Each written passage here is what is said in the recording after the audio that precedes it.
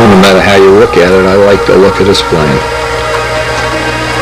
I want to thank everybody right now that's contributed things into our little library of Typhoon memorabilia so we can make this project as excellent as possible. And I suspect it won't be long. Within a year we'll have a combination Typhoon and Spitfire bedroom.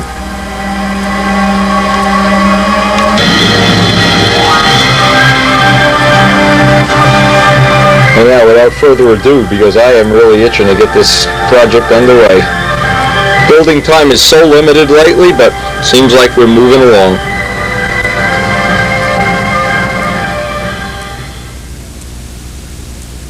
Left this project, I was going crazy with different grades of sandpaper, trying to get the last of the little divots out.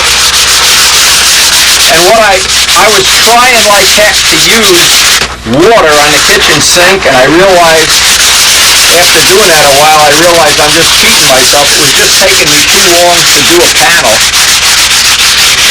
So I put it aside to dry for a day, and I came back, bit the dust, I put the fans on, and I'm using the M600. And of course, with the M600, it cuts 5 times faster. In fact, I'm using gloves because this rough paper cuts so good. And my hand has been staying soaked, and you can see I've been getting cracks around my fingernails from using this on other projects that we have in the shop. So if your hands are really dried out from winter or from who knows from what. Now this seems to, the M600 seems to cut this carbon really nice. There's a couple of things here that maybe have slipped by you. Oh, slipped by. You can see how quick that just comes right off. One of the problems is, before you're going to get paint to stick to a surface like this, it has to have some tooth, some scratches, or some way of getting the base coat to bind. If you leave this as it comes out of the mold bright and shiny, yeah, it'd be nice to fly the plane, but the problem is you're not going to get paint to stick. And in this case, we're assuming we're going to paint this, or paint some of it, as part of the test.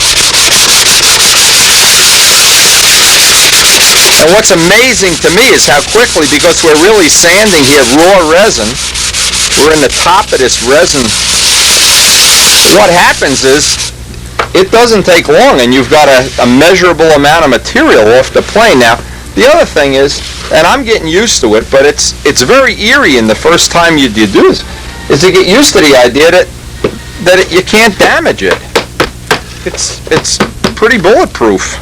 And you can drop it on the floor and things. Not that you're going to do that, but problem is, and I remember Mike Dietrich telling me the first time he finished an I-beam wing, and he said, I built a plane, and I didn't put a hole in it. Well, see, you can't do that with an I-beam wing. Well, I don't know that you can do that with anything. Not that it matters, but if you're prone to drop screwdrivers and anvils on your wing, maybe you consider a carbon wing.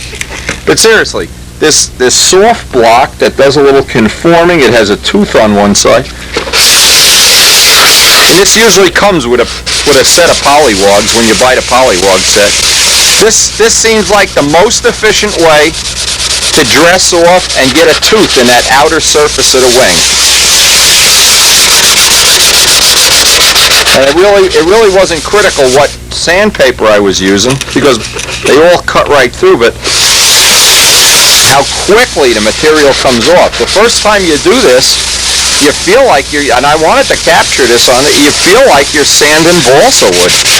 It's amazing how something this strong can sand this easily.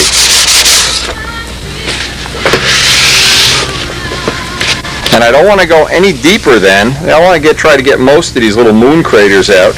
And I'll do most of that off camera, but this part of it, I figure any prep I can do on this before I turn it back over to Dave for his part of the job. This is something that I want to have the feel of just how long I need to spend on this and how much time and energy are going to go into this. Now see, there's the other advantage of the M600. It's already dissipating into the air. When I did this with water and I was experimenting, it stayed wet for hours and got inside, and then I had to let it dry overnight. Well, this way you kind of can beat the system a little bit.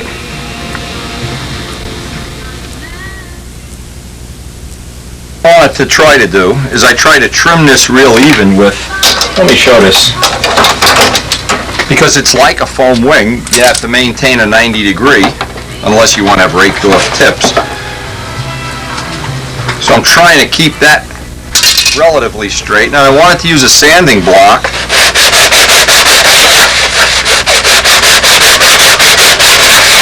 What I found works real well on this kind of a thing is just CA-ing it on. Ordinary CA seems to work the best. Now this is going to be outer tip, so what I have is a bunch of these composite materials that are, and I don't know which one I'm going to use. They're already laminated. These were tests that I did years ago, a couple of years ago. No, this is Nomex. I didn't even know it was Nomex. Shows you what I know. And I had some with balsa, so because it's the outboard tip, I can make it out of any variety of materials. And then I'm going to make the inner tip out of a piece that I have carbon on one side and balsa on the inside, and try to make a little shell so this tongue and grooves right in real neatly. So what the idea is, I want to have as much carbon fiber on this and as little wood as possible. The thing is, whenever I attach a carbon part to a carbon part, and this is the rough material, I want to make sure it's rough. And this is actually what this is. And it's funny, I'll put a little plywood piece on the back so I can attach a blind nut for the tip weight. But this will just be a nice little cover, and then I can trim it off. Actually, I can trim it off after it's glued on. First thing I need to do is get in here and get a blind nut on there. Save all the scraps, all the material, because you never know when you're just going to need a little chunk of, here's a piece of solid graphite. You never know. End grain balsa, you never know when you're going to want to have a little piece, pieces of tune pipes, pieces of top blocks. But if you save it all, the day's going to come, and here's, again, this is the cutout from the Miss Ashley wing, and it'll become part of the Typhoon wingtip.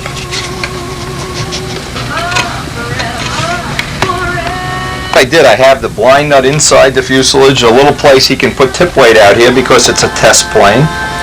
I tack this on. Now I can do one side at a time. Just run some CA down in there. Again, the CA seems to hold as well or better than the epoxy. I don't know if I'm really relating that, but it seems to bite into the Nomex itself real well.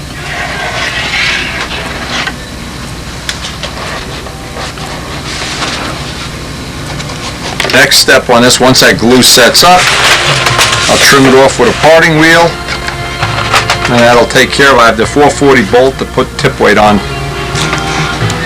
And rough trim this with, and I've been trying to do this with various, some of my good scissors. These are the old ones.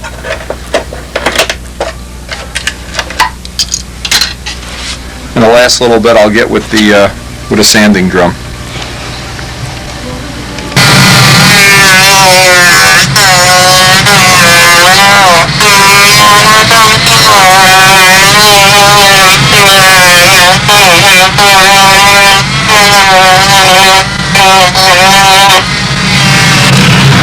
I try to bring it down till I can just feel this, because I'll take the last little bit off by hand with a sanding block. This is the nice part, is I just have a sanding block, rest this all off, and then we're ready to start the inner tip.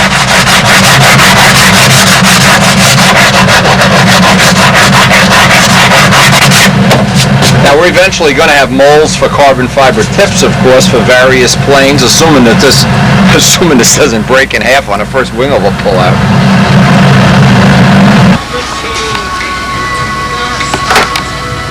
We're ready to do the inboard tip now.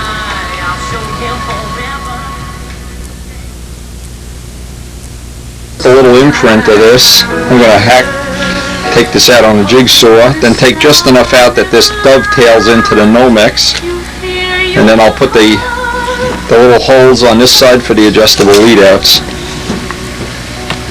Next thing is I want to trace out roughly how much material I have to remove of the wood so it dovetails in and presses up on the Nomex.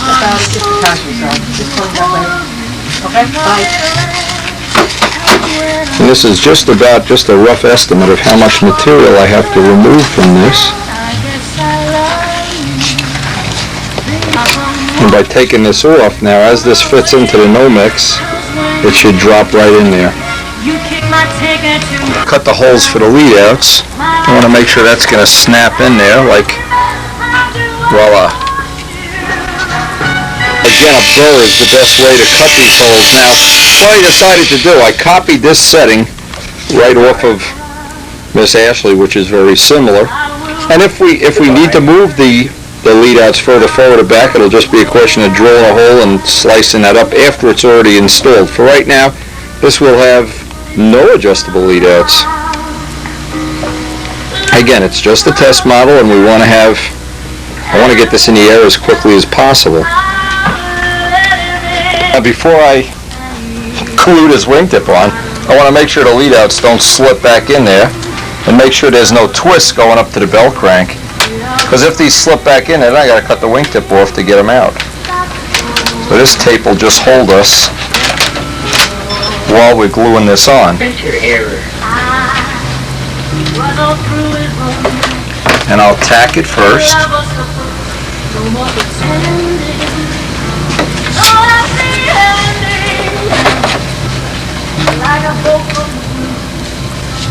You walked into my life, glittering charm, lighting it on me. Just when I thought that my love was all, suddenly you start making sense. Always good to tack it first, just in case, and check everything that there's no binding.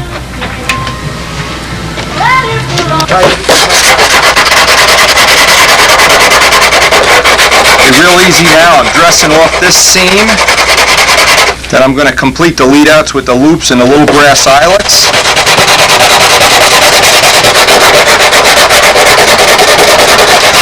Again, it looks like the CA.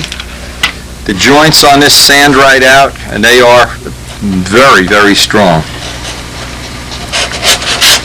It appears I want to put the little brass eyelets in here. I want to carefully take this tape off. I'm going to actually just tack glue them in with thin CA for right now.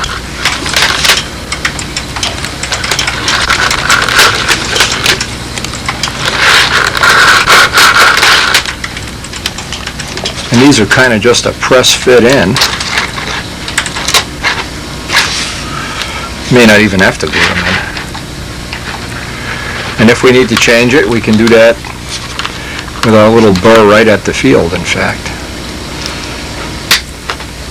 I didn't make this one big enough. There it goes.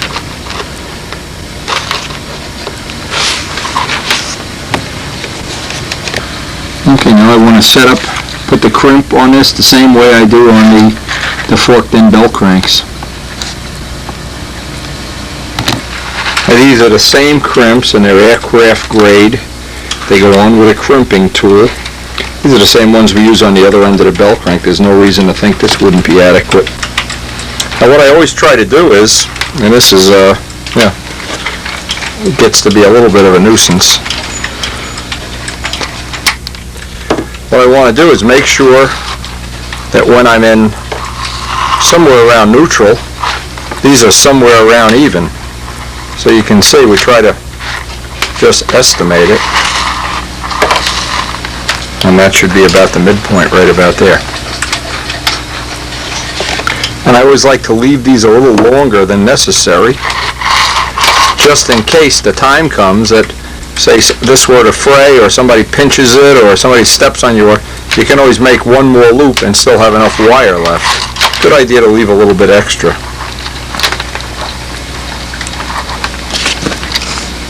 I did this one time and I cut the good wire. Anyway, we're ready.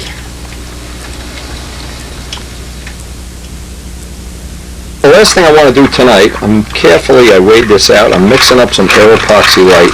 What I want to do, I want to see if I'm going to have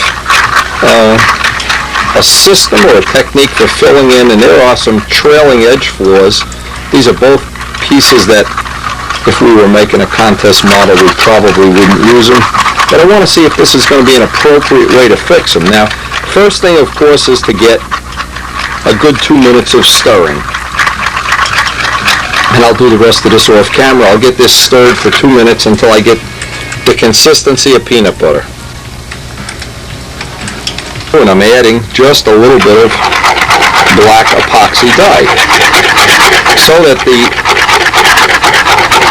flaws will tend to show a little bit better.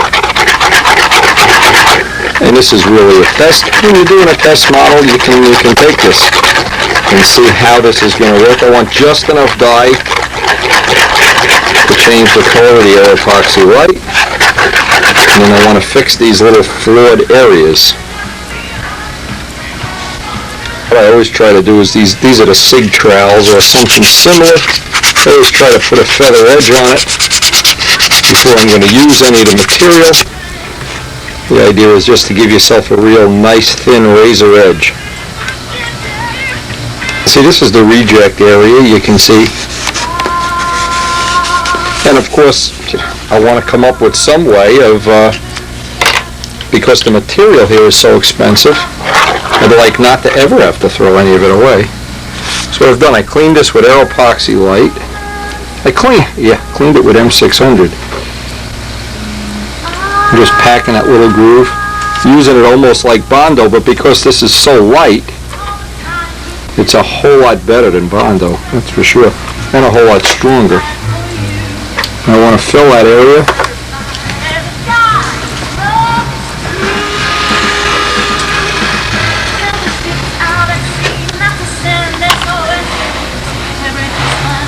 Well, we'll see tomorrow when that dries and a couple of the other floors. We'll see if this is going to be an appropriate way to fix, especially on the trailing edge. It looks like where we're going to have the most trouble here is on the trailing edge. Let all these little areas dry overnight. We'll come back to this tomorrow. We'll sand that. I'm just trying to fill in, seeing if this is going to be an easy way to fill in these little moon craters, or it might be easier with the Brodak primer. We'll know when we do a test. Just in case you haven't seen the whole series of tapes on the Miss Ashley, one of the things that we did have a problem with, and it was a learning curve for me, was how to get the paint to bond properly to carbon fiber. It does not want to bond to a smooth surface, and that's why I'm going to spend today working on this wing.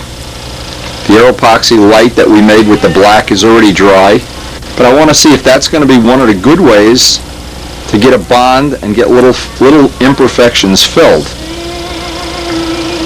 Now I let this dry overnight, so it's been drying probably 24 hours. I had it up by a heating vent, and that's always a good place to put it.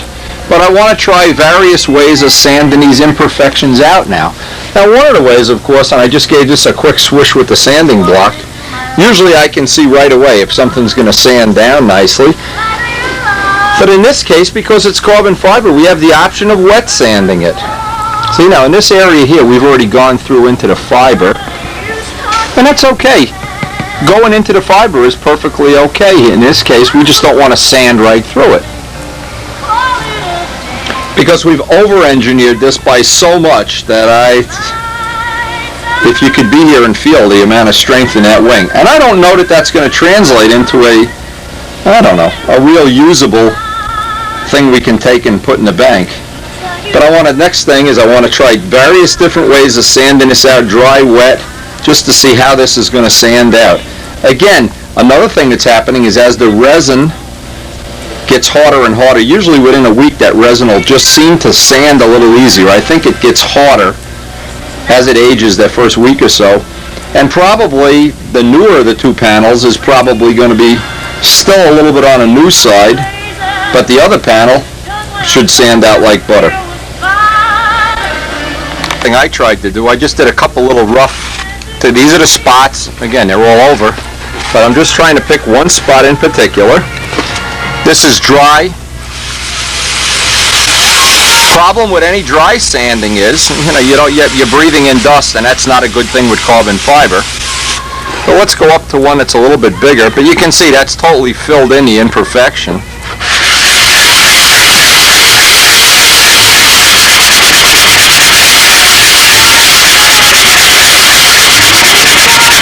Again, it's part of the thing you learn when you're working with a new material. Don't forget, there aren't hundreds and hundreds of people that have built airplanes out of this material.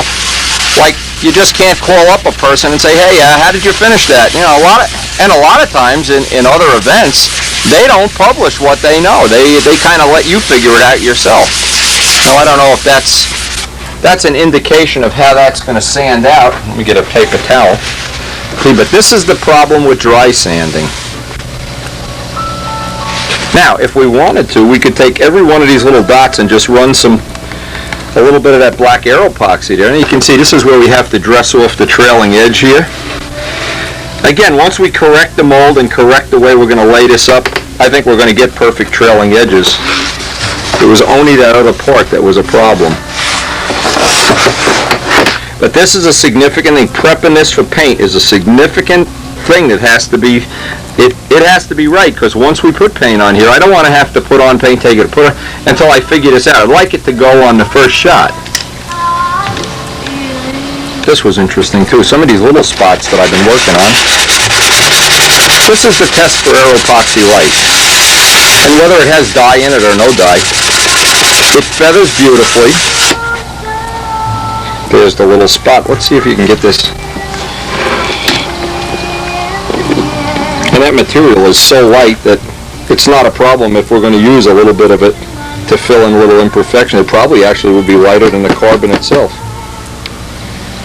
Try some 320 wet. And the advantage of sanding wet, even without a block in this case, the advantage of wet sanding is you're not really, and I've been using this to protect my hands are pretty well chewed up. Get an idea just how that's going to work, because we want the final finish to be just a little bit on the rough side.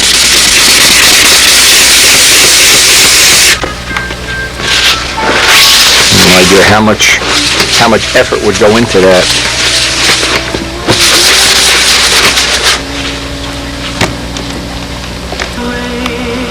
One thing I want to do at the end of this day, I'm spending the last part of this day setting up my little, I put some Teflon sheet down on the table. I want to be all ready for tomorrow. When I lay flaps up, and I'm going to lay two up at the same time. I cut all the material together. I cut all Nomex, all the carbons, all cut to shape. Because what I want to do is I want to do this layup first thing in the morning. I don't want to be in the heavy. See, we get busy here from 1 to 5 during the day, so I want to do this like 6 o'clock in the morning. I'm going to come down here tomorrow morning. Everything's ready. The cups are ready on the scale. The Teflon's on the table. Everything's cut, and this should be ready to go tomorrow morning. And then we'll get a rough idea of what the Nomex flaps are going to look like, the ones that will go on that carbon fiber wing test plane. Sure, time to go to bed. Get out here early. Feed me early. That's the main thing. Feed me early. All right. See you in the morning.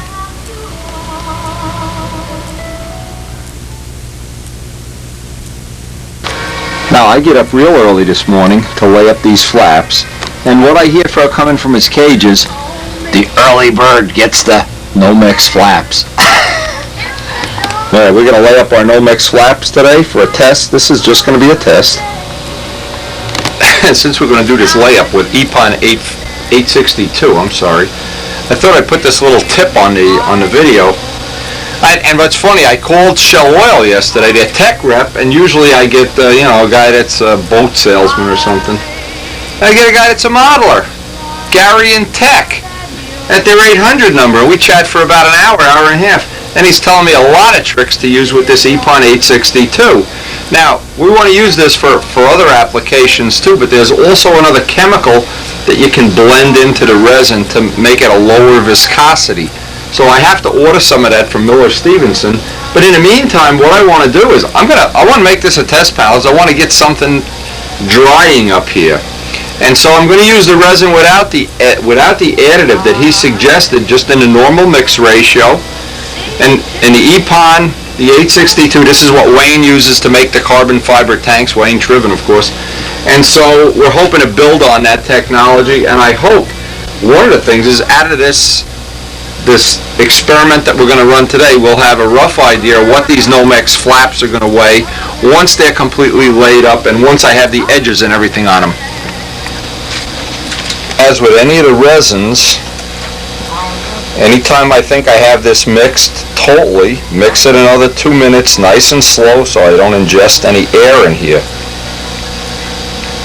Then what I'm going to do is lay that out on that piece of Teflon and squeegee it all out. Squeegee out as much of the resin as I can.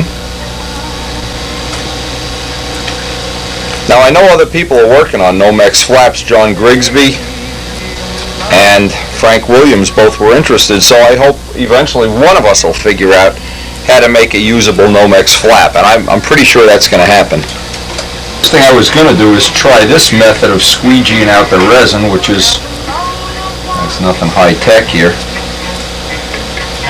I think part of this is going to be, when we actually do achieve some success, it's going to be with lighter carbon than this. I think this carbon, and that's why I'm making up all these test panels, this material, first off, it's real expensive. It's $100 a yard, and it's total overkill. What we need is a material about a third this weight, if that exists.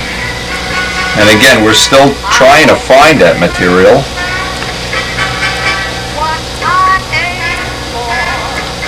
Now what I always do is I want to saturate this well, because otherwise the Nomex doesn't stick. But you know, you don't need this. It's just like fiberglass in a wing. You just need to get penetration.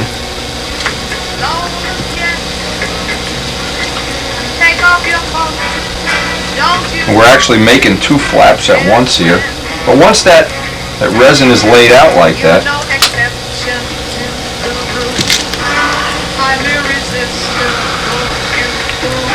don't know if you can get a close look at it. You can pretty well see, you can get almost all of it off. The trouble is, if you get all of it off and the Nomex doesn't get a good bond, then you've defeated the purpose of it. So you're walking a fine line between having enough on, and don't forget, we have Teflon on that. You wouldn't want to do this on a glass table without a sheet of, I guess even Mylar or wax paper would work.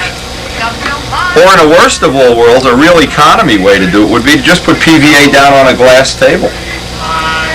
See, one of us will figure we'll figure some of it out. Now I'm trying to make sure I get good saturation here, because the other piece I'm going to do, and I'm going to be able, you can see how much I get off. Get it almost all off, in fact. And if you don't get a good lamination between the Nomex and this part,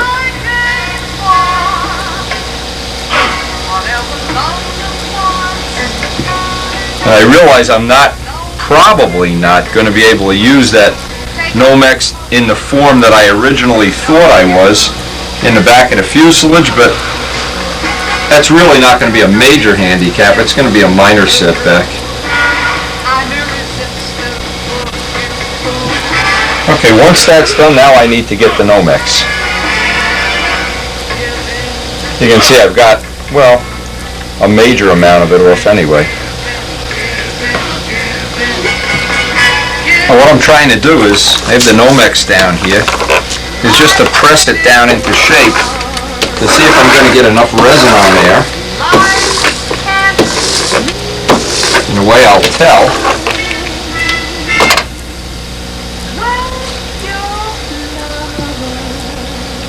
And see, it looks a little bit on the dry side. So what I'm going to do, that has the look of being a little on the dry side.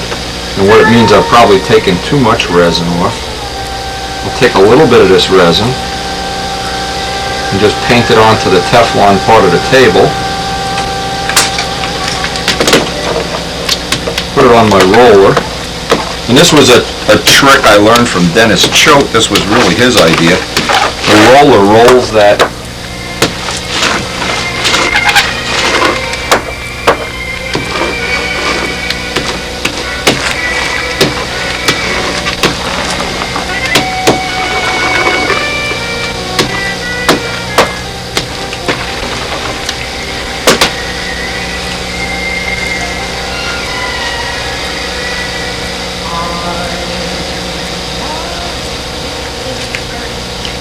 this is going to be a part that pretty much anybody can make. It isn't a real high-tech thing to make this. That's why I have the green outline on the table. That's just tape. Now that should give me enough of a bond. Let me get this all the way over to the end. Get it centered, and then do the same thing on this side. Now this side, because of gravity, is probably going to need a little more resin, and I'm going to leave a little more on the piece that I stretch out, and then I'm going to have to carry it over here like a bed sheet. But it'll be interesting to see. I know Grigsby's working on this, other people, and being able to exchange the information. Ed Gallagher. People all seem real happy and willing to share the information, so I think it's really got a good chance of success.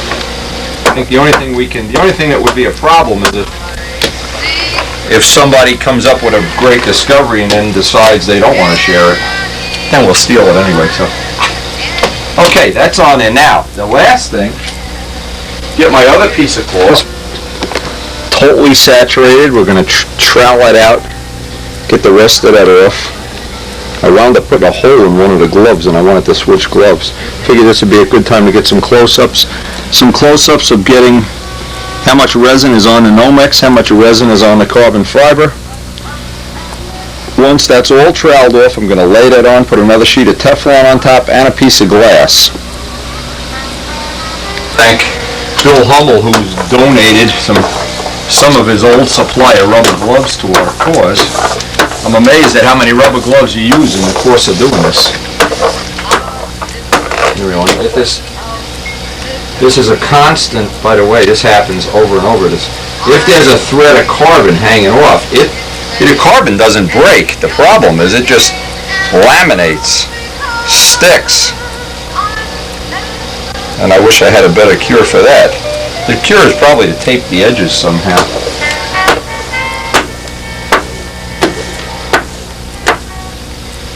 This roller, by the way, I got at an art supplier. This works fine. Now, this is where it probably is going to get a little tricky. Pulling this up off and trying to get this laid out. And this is one of the things where if you have a helper, boy, is it a nice treat. In fact, I'll turn upside down. There'd be more resin. Nope, I'm wrong. There's more resin on the other side. Shows you what I know.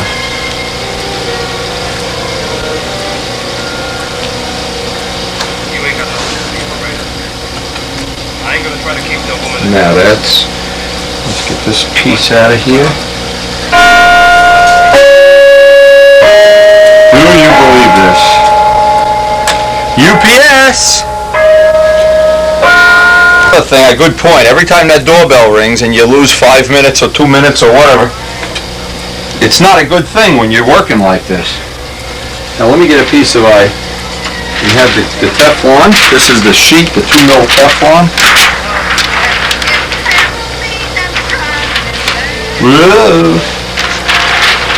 But these are the kind of jobs, it really is good if you have a helper. It's like silk spanning a plane. Mike's out shoveling snow today, so I doubt if I'm going to even see him.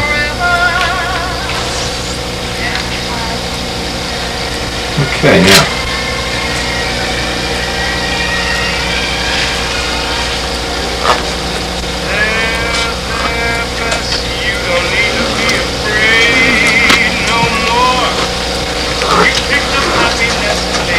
There's something under here.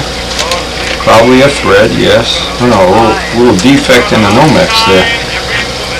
Okay. You always get these hairs of stuff hanging off.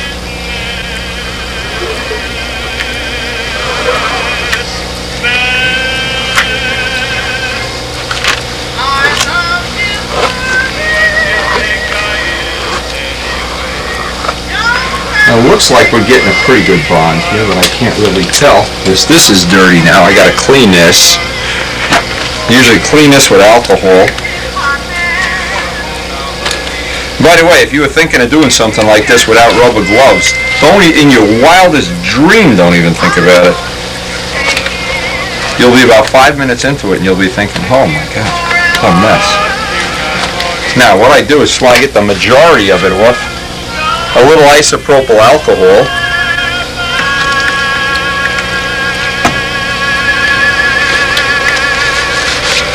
But it looks like within a week or two we're going to have a wing and a set of flaps here for Mr. Midgley to take back home, make his test plane, and make an evaluation whether this is going to go forward or if we're going to abandon it or whatever.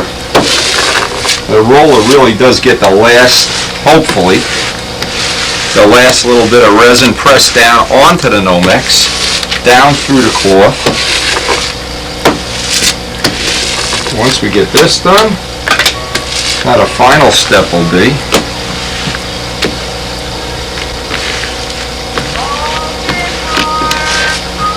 see, one little thread hanging off there. Okay, now that that's back like that, I gotta find the glass. There it is. And this is relatively heavy, but I'm gonna put some more weights on it on top of this.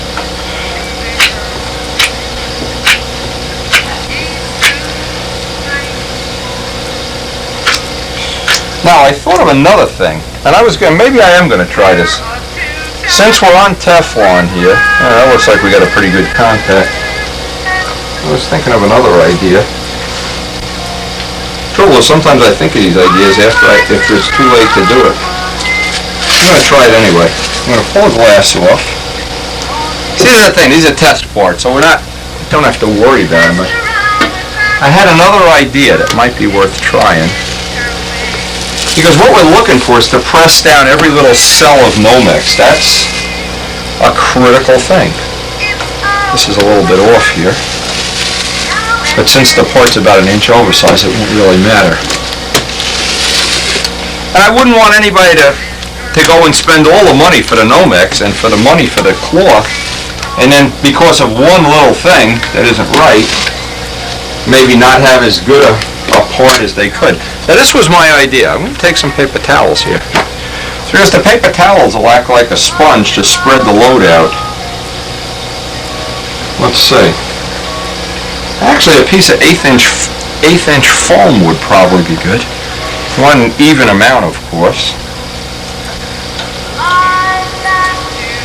These are the things that, until you do them, you don't know. Sometimes the dumbest little thing works, and these big high-tech things really don't work. I need one extra towel here. Again, we're going to know. We're going to know by the end of tomorrow. End of the week, anyway.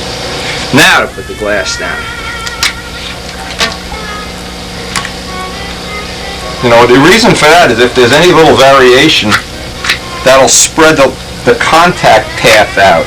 Now what I'm going to do is I'm going to get as much weight up here as I can.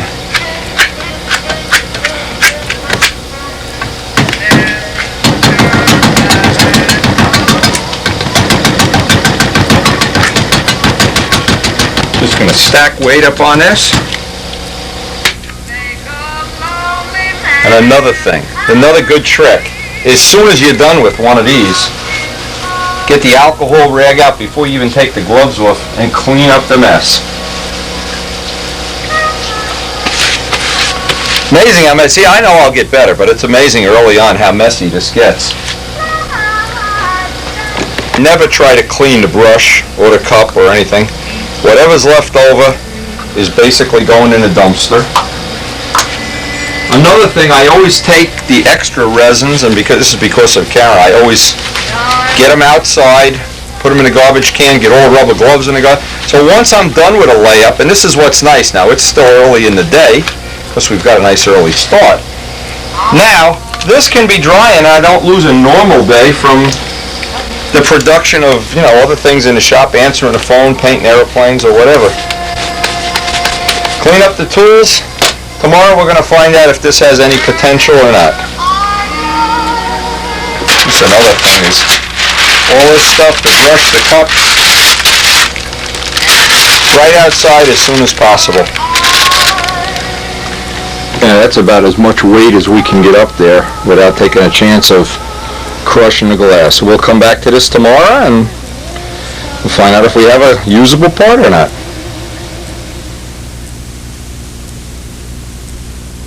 Now, one of the things that I've really been impressed with is the quality of the work that Elliot Scott has done on the plans for Miss Ashley. And one of the things that we've decided to do, we're going to use the ribs. We're going to make the wing just a bit different, but we're going to use basically all the ribs. These are all computer generated by Elliot, by the way, and they are extremely accurate.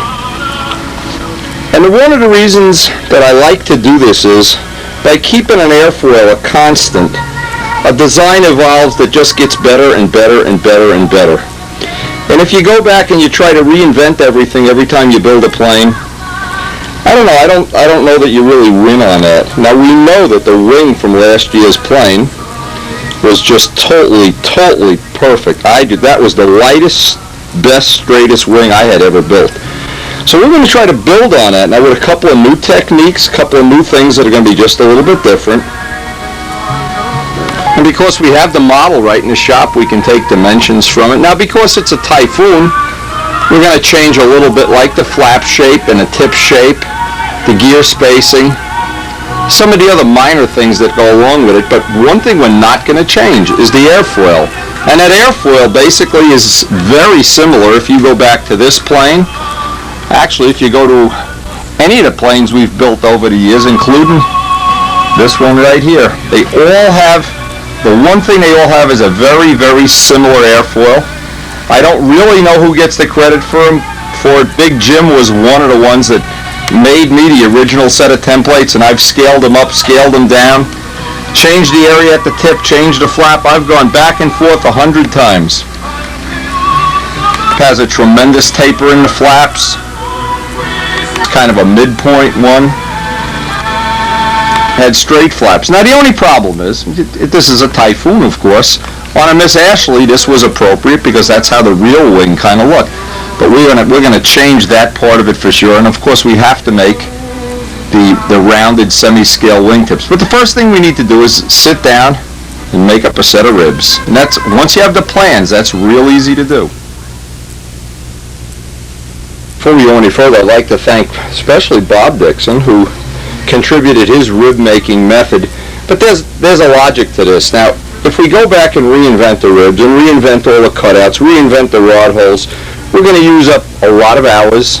By having this piece of paper, I just clipped this off the end of a copy of the plans, I'm going to be able to make a set of ribs up in a fraction of the time it would take to go in and start from scratch or make templates up or cut and sandwich.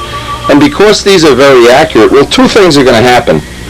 We already have a copy of these out at SIG, and probably within a month, SIG is typically a 1 month turnaround, we're going to be able to get these laser cut in sets. But right now, I don't want to wait that month. The other thing you might be wondering is, hey, Wendy's working on his carbon fiber wing. Why doesn't he just make a carbon fiber wing? Well, to this, and there's a sad reality in my life. Last year I had time to make both a wood fuselage and a carbon fuselage, and I had originally anticipated this year making a wooden wing and a carbon wing. And because in small part to my mom's health, it's just not going to allow me that kind of time window. So I'm going to go with making a typical D2 wing. We know this has worked perfectly. And what we're going to do is relegate the testing of the carbon wing to Dave Midgley. And possibly, one of the things is by spring, once he can get out and fly that plane, let me know if it's good, bad, or mediocre. We'll be making another copy of it, and we may be able to make a replacement Typhoon wing. Now the other part of it is, and to make a wing like this, well, let's go to Miss Ashley. You're talking about maybe $40 worth of wood. To make a carbon fiber wing, there's over $600 worth of material in this wing.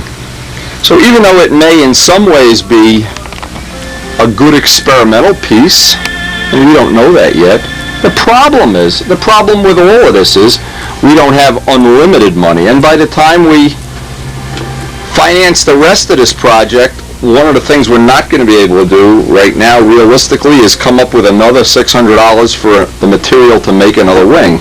And that's about what the legitimate cost is. But there's always good news. Whenever there's bad news, the good news is the plans are very inexpensive. And we can knock out a set of ribs probably tonight before we're done. But anyway, I'm going to show this little method that I've used in the past. It's worked well for me. And if you're going to make a set of ribs from the plans, it's a tremendous time saving having these plans and having them very accurate.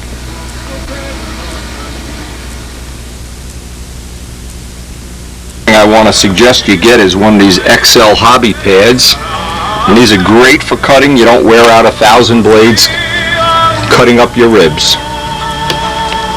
Things I do is just take a pair of sharp scissors. Of course, every set of scissors in this shop is dull as a butter knife. Try to get a nice cut on the pattern, and I always try to, if possible, leave the line on.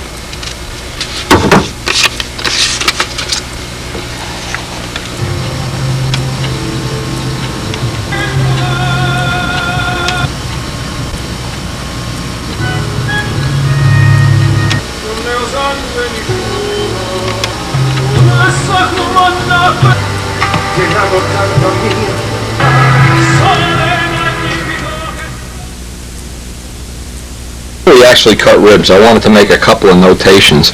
One of the things in the past that we've done over and over again is from the design point, right from the design, make a set of ribs. Well, we don't have to do that, and that's a big time consumer, because when you have a real good set of plans, and we've never shown what we're going to show on here. I looked at some of the old tapes and we don't have this. Transposing things from a set of plans, doesn't matter whether it's model aviation plans, windy plans, Randy plans, whatever. Transposing them, the single most important thing is to maintain a center line on each piece. Now, I can give you a list of things don't try to do, and this is the do's and the don'ts. The don'ts, and I used to do this years ago. I'd try to line up ribs like this, and then interlock them so they'd all be at an angle, so I'd get that extra rib out on a piece. This is what you really want to do, and you're really only going to get 3 or maybe 4 ribs on the small ones out of a sheet, is to lay out a sheet of wood. Try to look at the grain, and off camera I've weighed up all my wood. I have all the wood that I want. I prefer to have sea grain, and I don't really look for the lightest wood for ribs. What I look for is straight wood.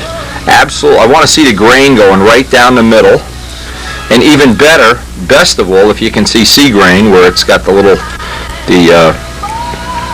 round shape that defines sea grain balsa wood.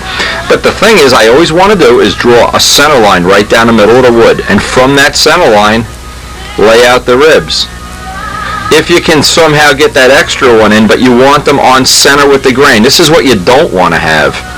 Because what happens as you line up 2 or 3 ribs, if you have one bending one way and one the other way, you look down the trailing edge, and it's like a drunk worm.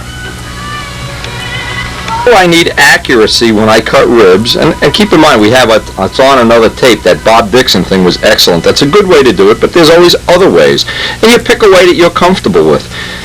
I like to cut these holes with a piece of sharp brass tubing so that they're real accurate and I can get them on center. I also am going to make a little tool to cut these notches with and make sure that they're all 90 degrees, because what I want to have is when I put the spar in, I want it to lock in. I don't want it to be I don't want to press it in and break the rib, and I don't want to have it that it's a sloppy fit. I want real nice tight fits on these. And I want to have real accurate center lines, and I want every rib to be cut on a piece of wood that's on center. If you're really looking to make this ultra world class model, what you can do is on the inner tip, take that lightest piece, especially if it's sea grain, and you'll probably get 3 or 4 ribs, but use the lightest piece. Take the heaviest piece, guess where that should go? Don't bother using up your 4-pound wood for these last 2 or 3 ribs. Use the heaviest of the pieces that you have. And in the middle, what I really like to see on mine is these middle ribs, especially the 2 that are right under the fuselage. I'd really like, more than anything else, to see some sea grain. Now, this seems like it's overly complicated. It isn't. But the point is, you just don't want to randomly make up ribs. The difference between having a wing that's perfectly straight is don't get the grains all fighting each other.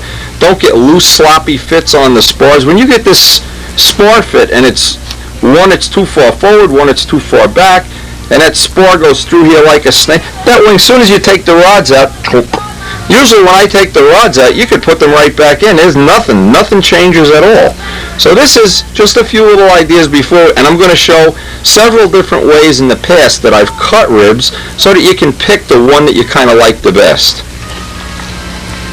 Idea of what I've done. I've gone through this pile of wood, put the pieces in order, and these typically go from 9 grams. They're 4-inch by 36. They start around 9, 10, 11, and go down to, no, these are 8s at the end, 13. Now the problem is, all of this is A-grain wood. So I've kind of gone through what isn't the lightest pieces of wood, but look at the grain on these pieces. These start at 13, this pile, and it works its way down to 15, but look at the grain. And since we're going to cut most of it out, in the end it's just going to be a shell anyway. This is really a big help when you can use C-grain wood. It works for a lot of people, and I've done this.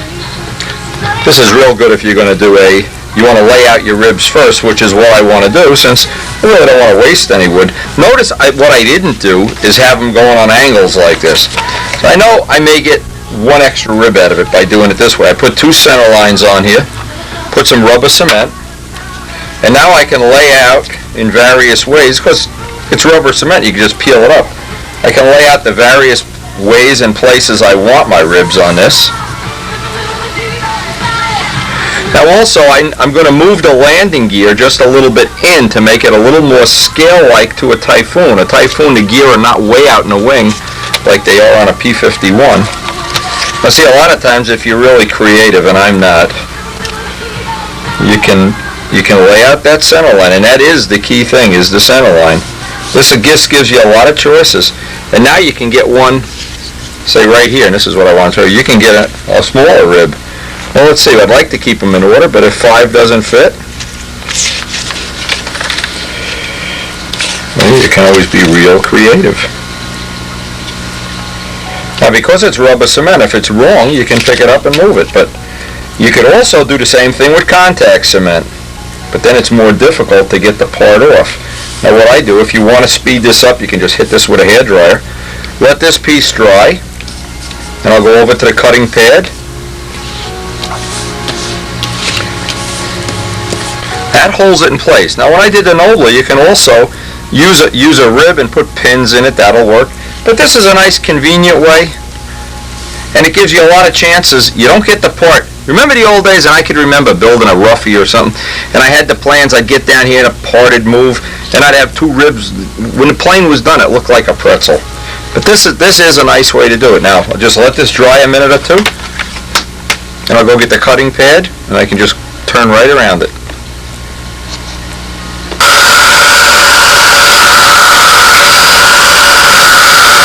Remember, this is 4-inch wood.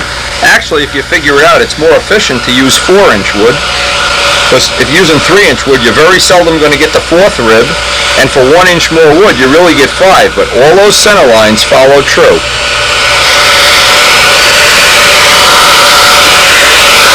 Now, what's nice, that part typically doesn't move around, and I would suggest get some brand new XL blades, use a cutting pad, keep the knife on about a 45-degree angle back, and work right up on the edge of the wood. And I do all the little notches as a separate thing. Now, I don't bother. A lot of people try to get in those notches with a razor. I'm going to make a little tool for cutting these notches.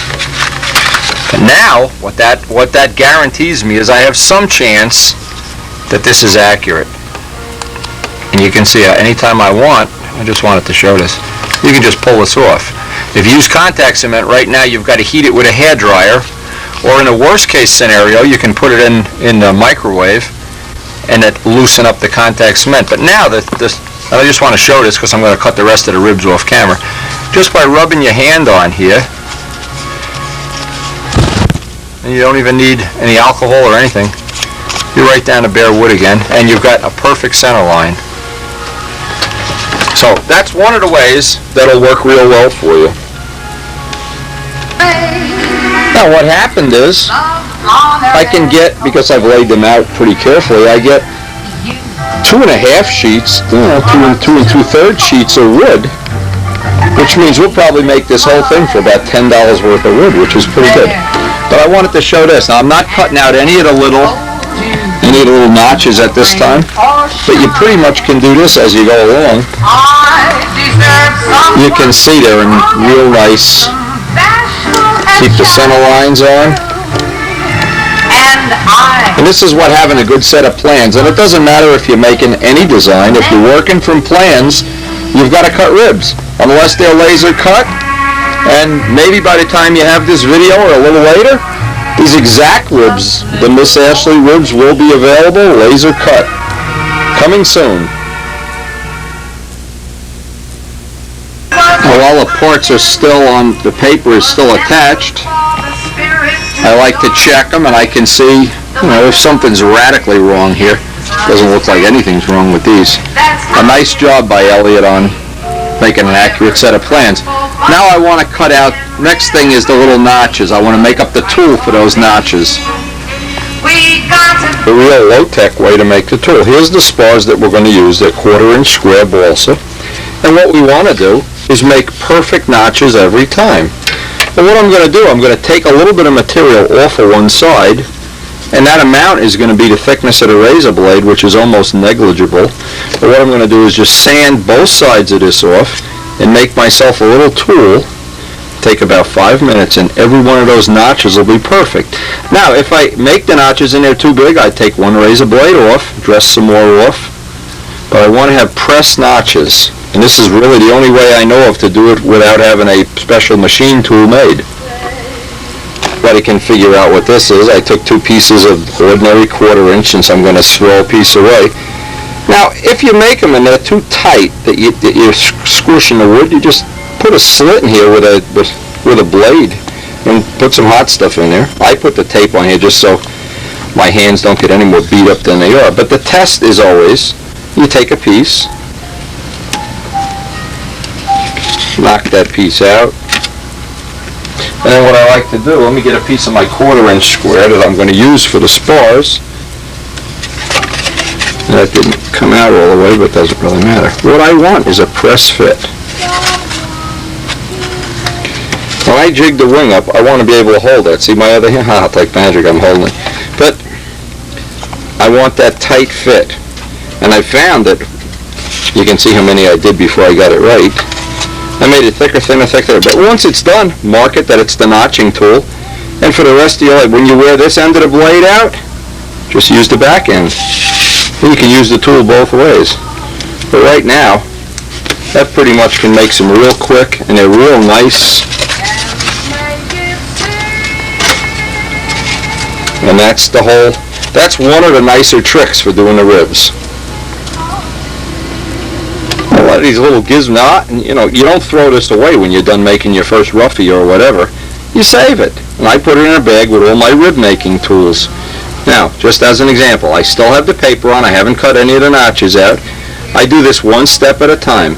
Kind of work it in, make sure it's through all the way, and then drag it out. Now that means that piece is going to just fall right out of there. It'll usually come out because we've got the grain going in this direction. Now what we really want to do before we pull off any of the paper, I want to see that bingo. And when it's a nice tight fit, then what you can do is as you're dropping these in, you can get this really adjusted down, up, get a nice smooth surface. When you're making a kit and somebody cuts them and they're like that, or they're down there, forget it. Another little tool that's handy is you take 2 razor blades and C8 them to a piece of motor mount wood. And you can pretty much guarantee that that's going to be 90 degrees. And then what you do is you stick your thumb in the razor so you cut yourself. Then you can be really just like Wendy.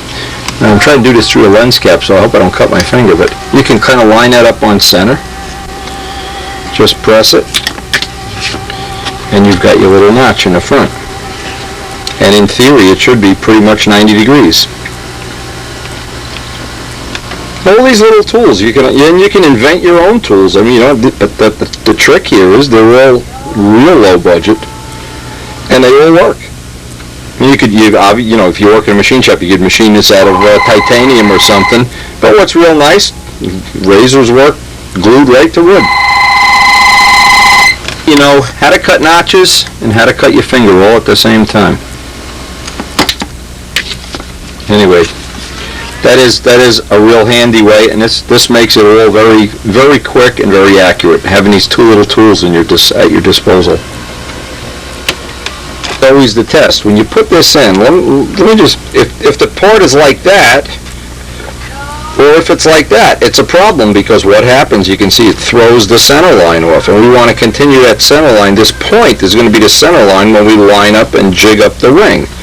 So having these front pieces accurate within some reasonable amount is real important. We really don't want to have it all cocked like that. And that little tool works well. A whole piece of 3/8 brass tubing.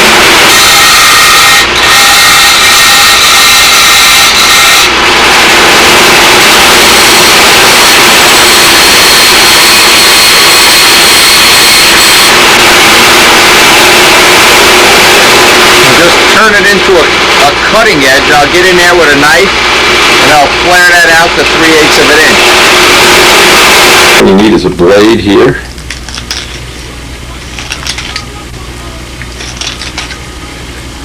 Didn't know where I cut my hand. And this will act as a hole punch and give us just a piece of tubing. When we're done, we can put it in with our bag of stuff for copying ribs. Another very handy little tool. And what I do, I go right through the paper and everything. You may have to resharpen because brass is not a real cutting medium. But what will happen is you get a really nice hole. And needless to say, you need to peck that out with a blade tip. So this gives us a real accurate way of doing the holes.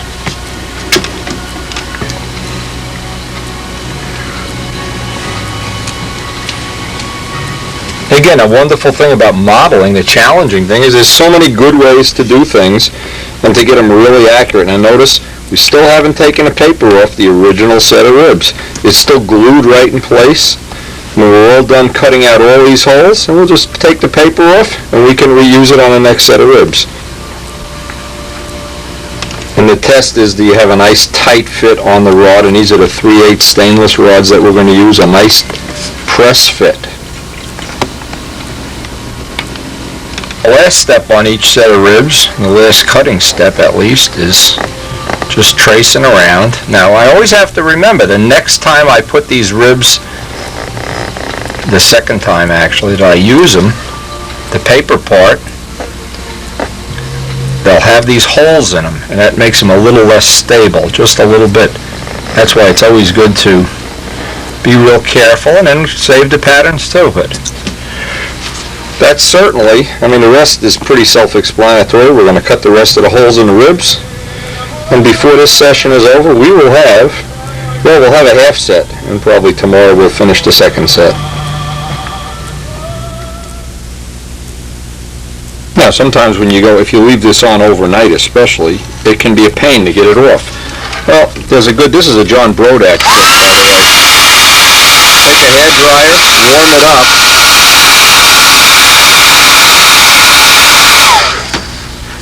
and usually a little bit of heat will just make it come off that much easier. And even though it curls up, it doesn't even matter, because you're going to glue it back down to the other piece the next time you make a set of ribs, or in this case, we make the second set. And this last little bit of glue, you can just wipe it off with your bare hand. It generally balls right up. A little trick, and I figured I'd put as many of these as I could on. There's a lot of materials that'll cut that glue if you leave it on overnight, or in this case we've left it on longer than it should be on. But the last little bit, you can just a few drops of Brodak retarder, and you can see it just balls right up.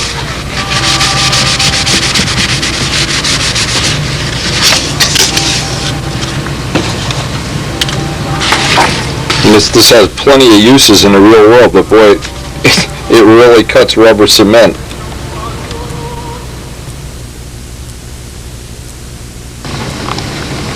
Oh, what a saving it'll be when I can just reach in and get stacks of laser cut ribs. Boy, oh boy.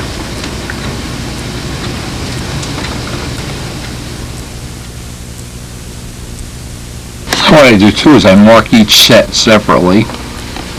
The two different colors of a marker, one is pink and one is orange. And it's not that there's a great variation, but I really do like to keep them in sets. What I do is I put some 3/8 bolts through the holes and make sure everything lines up nice. And if one were sticking up like this, and these are pretty good, not too bad anyway. If you did have one sticking up, it would be real easy then just to make the correction. Like I said, with the 3/8 bolts through there, if one of them is a little high, and of course you can just stack it this way. If one is a little high or maybe there is one in there that's a little high. That helps you get them all set, trued up if there's a little unevenness to them in some way. This is what we really want to work toward. These are the Cardinal Kit ribs, in bundles, all laser cut, ready to go, bundle after bundle after bundle, thousands of ribs. But what we want to do is have that Miss Ashley wing programmed in there also, so that you have choices of wings. So just be one little dimension we can add to our business. And it's coming. Okay, today, and I was really, really excited about this. I took this all off the table, and what I try to do always is evaluate what I can do better. Now, one of the things I can do better, the Teflon sheet. I wonder if I can show this up on. This is going to be a hard thing to show on camera, but let's just see. This is the Teflon sheet. Can you see the pattern that came off of it? So what it's telling me is we have a real good point of pressure. Now, the reason for that is, and I thought this was a pretty good way of doing it. Maybe this is the real way to do it. I don't know. And there's always that professional, like the Boeing way, and then there's always the Windy way. It takes 15 cents less. But anyway, it looks like that part of it is going to work. Now, what I did, the couple of mistakes that I did make, and I'll pass this on to anybody else that's playing with Nomex flaps. The thing I did is I made the box too small. The resin went out past the tape, glued the tape to the table, and was a problem. Yeah, I really should have made the box. I made it like with the idea of making two flaps. I really should have made it like 2 inches bigger. The Teflon sheet or wax paper or whatever, Mylar, should cover the whole table, and that would solve that. But getting off our sheets of Teflon, and by the way, you can use the Teflon over. Even with that Nomex imprint, it's not in any way ruined, and that stuff is expensive, by the way. The next thing, I wanted to get the tape off, because this has to go into a curing oven now for 16 hours. We're going to go put this in the oven. Just get the loose tape off, because it'll probably melt and get all sticky and gooey. But anyway, and then we'll come back, make the edges. One side actually looks a lot nicer. It doesn't even matter because we're going to sand it anyway. You can't use a shiny side. Paint has to stick to 80-degree stuff, but now that's 2 flaps. And again, the thing is, I've made flaps that weigh less than an ounce, but they're always buttery and twisty, and what I'm hoping is, because these have no grain, moisture, even if these are a little heavier, they won't pick up moisture. So anyway, now the next thing is get this out in the oven, and then the next day, then I'm going to clear the table off, and I'll be able to start the wing. I got all the pieces out here to start that rib wing. We've been in the time of the year when it's really been cold outside. The poor pond. When I think of those warm summer days sitting back here in shorts. Woof. We will come back to this actually 16 hours from now, and that should be ready to cut up. By the way, that is all it takes to make a post-curing oven, is just make a box out of plywood with hinges and that insulating foam inside, a couple light bulbs and a thermometer. And you've got your own little post-curing box. Every time this time of year, I try to take the scraper apart as the first thing. Because the first thing in building any wing or any flat part, you need a flat table. And you can get an idea how much junk that blade has picked up over the years. Well, blades are not really that expensive, that's for sure. That's part of it. The other part is, there's nothing worse than when you have a finished part, and what happens is you go right to that last little bit. Look at this, I lost the screw. You get to that last little bit, you lay it on the table, and there's a chunk of CA or epoxy or your lunch from the day before.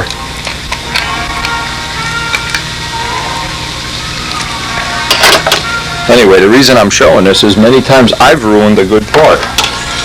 But a brand new blade, now I cleaned the table with the old blade, and look what's happening. See, I'm even picking up, look at this, in one scrape. Because I want to start with everything flat. I'm going to start with my tombstone flat. I have the table flat. I want everything flat at this point in time. This is a good investment, getting a new blade in that scraper too.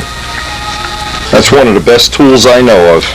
Very inexpensive investment. Whenever you try using razor blades, boy, are you running a risk of taking your finger up. With this, even if you break a blade, it's not a problem. A really good investment.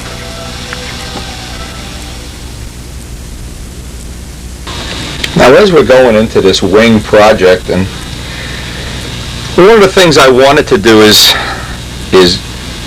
share the logic that goes into this. Almost all of my planes have evolved from this airfoil that originally at one time was a pattern master. It got bigger, thinner, longer, and we've worked with various variations of that airfoil. And what's happened is pretty much an impact in SV11, Ted's plane. I think most planes except for Billy Warridge's and Bob Gieske's share that very similar airfoil, and it's a good airfoil. And it's very much like an Al Rabe airfoil. But this part of the wing, whenever I lay out a wing, there's two parts that I always consider. There's the part that does the work. And if you understand this, then the rest of where we're going with this project will make a lot of sense. This is the part that does the work. It's the airfoil part of the wing. And this is the part that I'll call this the cosmetic part. The cosmetic part is the part that when you're going to try to make a semi-scale plane, for instance, like we're trying to make a Typhoon, this is one of the compromises you have to make. Now we're going to use this in a little bit different way. We're going to take a little bit of the flap area from here and add it here. So we're eventually going to wind up with flaps that are bigger at the root than at the tip. This is all for cosmetic reasons. We'll probably wind up with the same square inches, and we're going to wind up with the tips. I'm going to need to put the ribs just a little bit closer together so I can allow for these rounded tips. Again, this is all cosmetic. So if you understand this, maybe there's a counterpoint to this that I don't know about, but I've never heard a good one.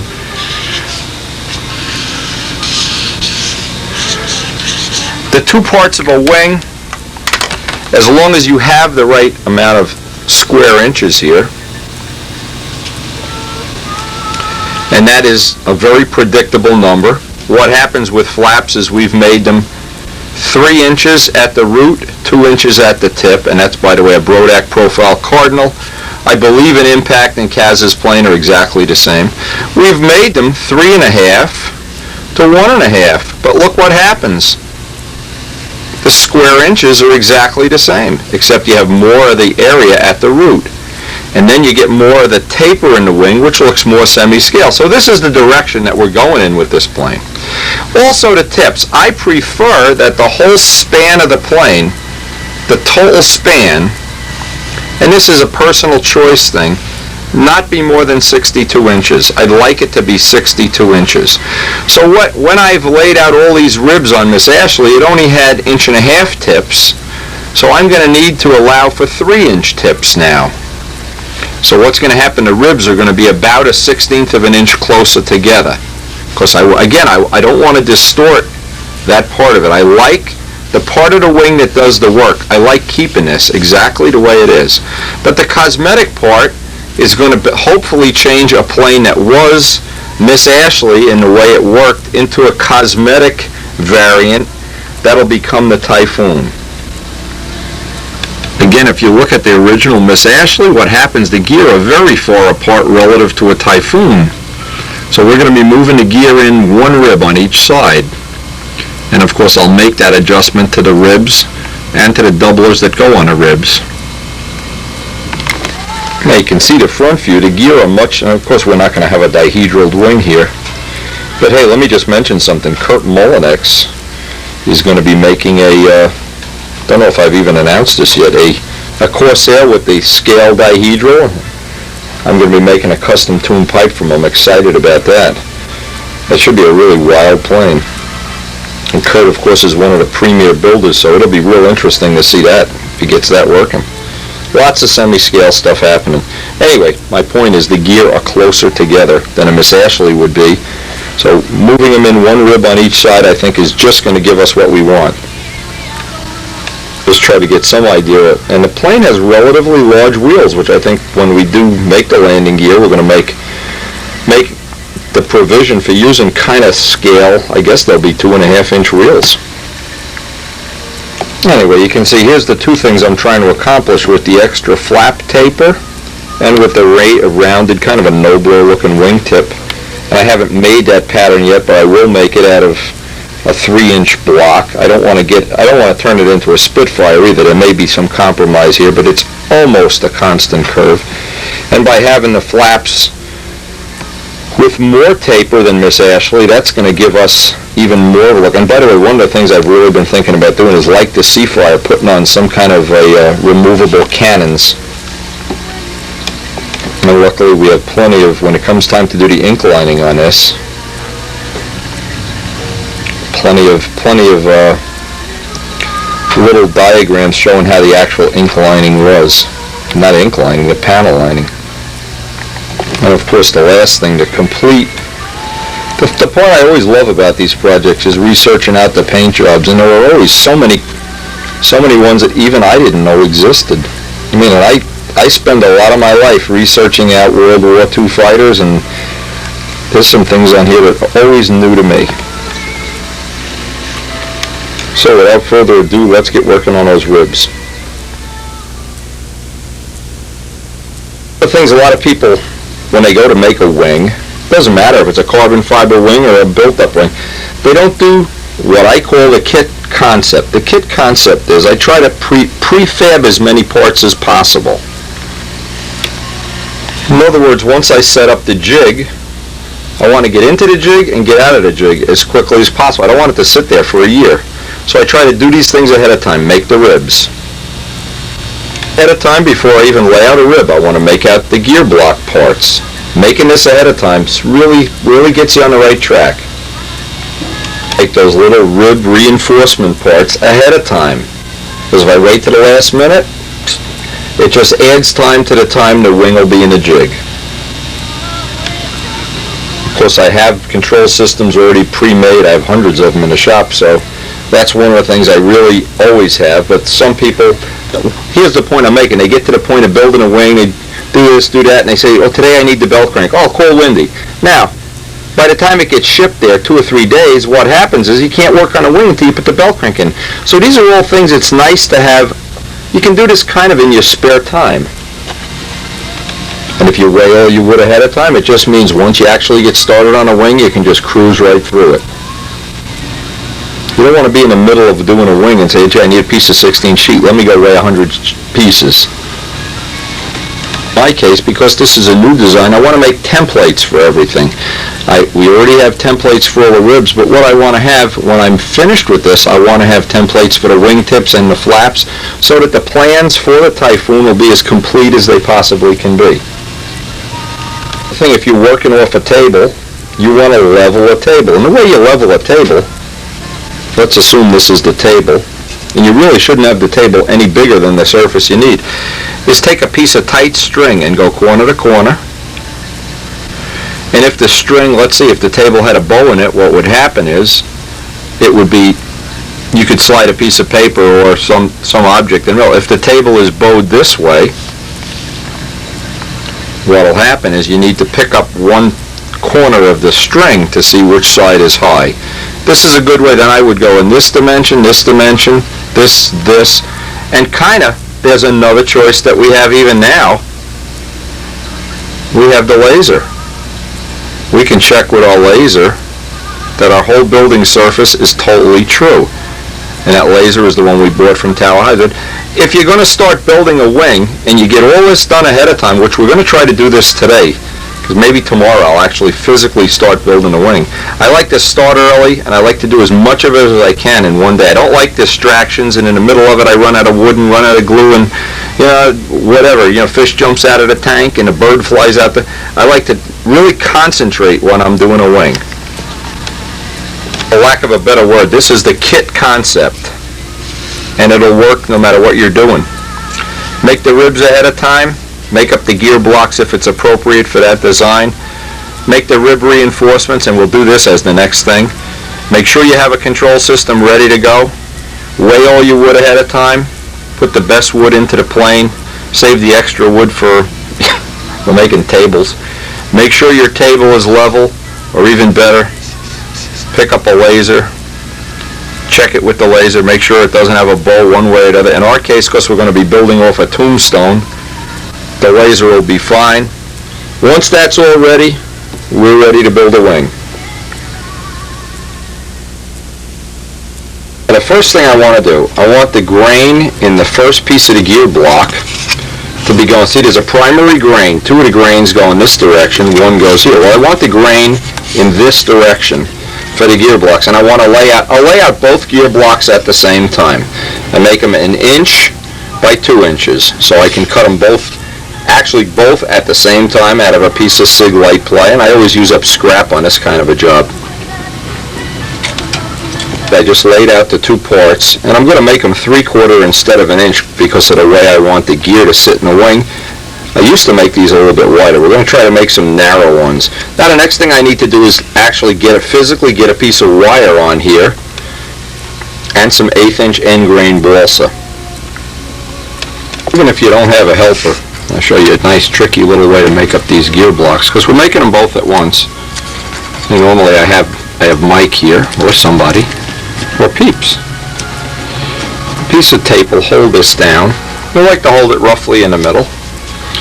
Believe me, by making this stuff up ahead of time, it just makes it a lot easier. Now what I did, I took some scrap 1/8 inch. Notice the way the grain is going. I need the grain going in this dimension, just like this. So what I'm going to do, see how I've kind of jigged that up? I actually let the wire itself become the spacer. Now see, this is not right. I need to run a sanding block on this because I want a nice straight face. One of the things that's hard to figure out is when you work alone, a lot of the jobs I do, and I know other people always, they comment on, you figure out, like, just use your coffee cup to hold that in place. Simple stuff. Now you want a nice tight fit, of course, on that wire once we get it. And from this point on, we are not going to be using old glue. Now I don't have to worry. There's some oil on that wire. That wire won't get stuck in there, but it won't even matter if it does. And now I'll do the same thing for the other side. 1/8 inch with the grain going against the wire. You only need balsa here. And these blocks wind up being about 1/3 the weight of those solid wood blocks. A much needed improvement. At this point we have these ready. And we know the wire, hopefully, would be a nice tight fit in there.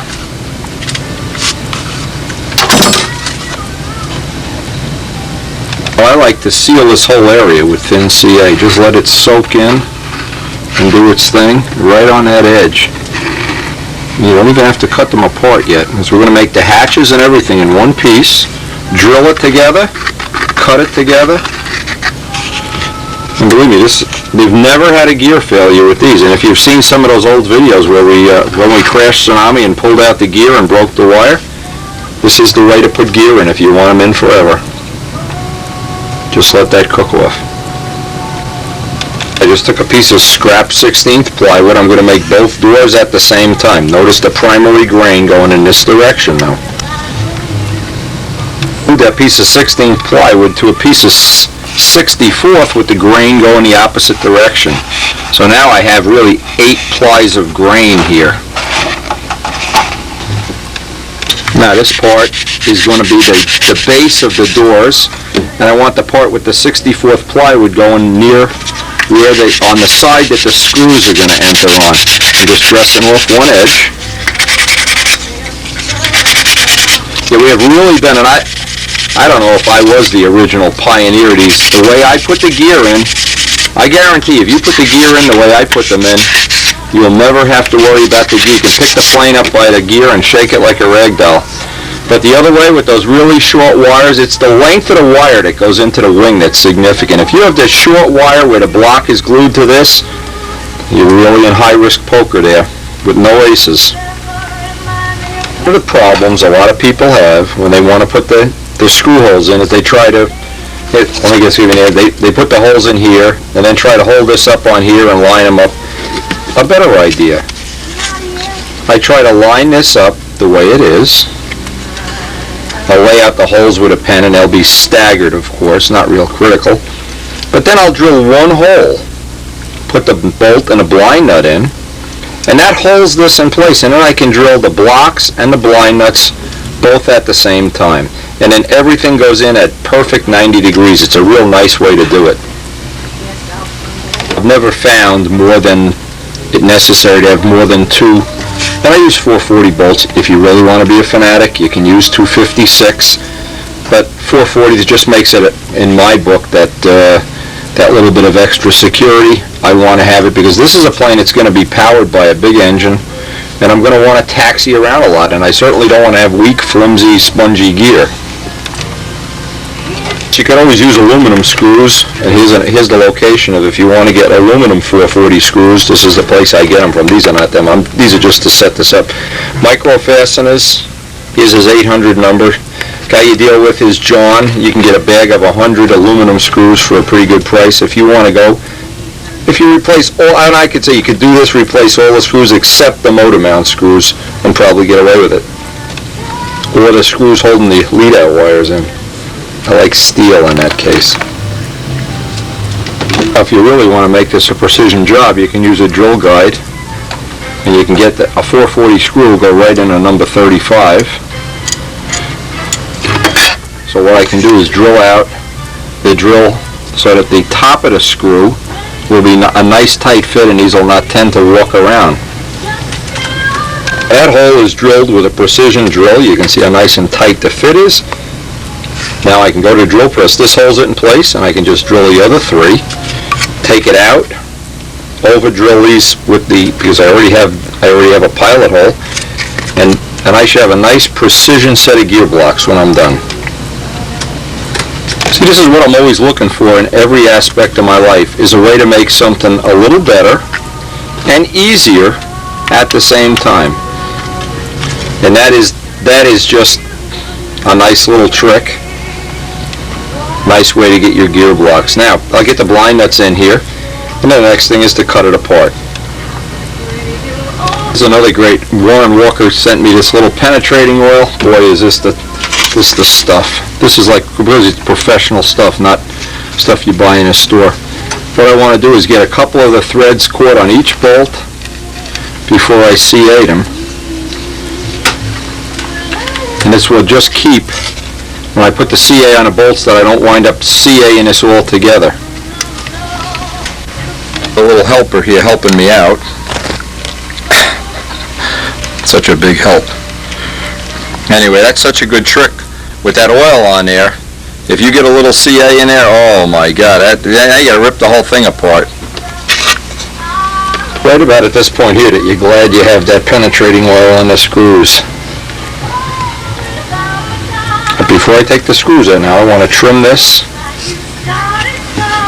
And they're all, I have my gear blocks. This is, except for the little piece that's going to go in the wing, and I'll make that separately.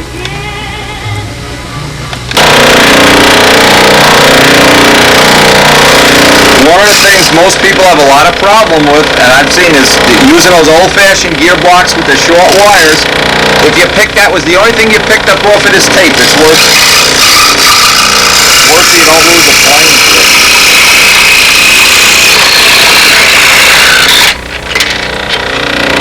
Anyway, we can trim these all off, block sand them, and we have got a nice little set of gear blocks, and it's all made with scrap.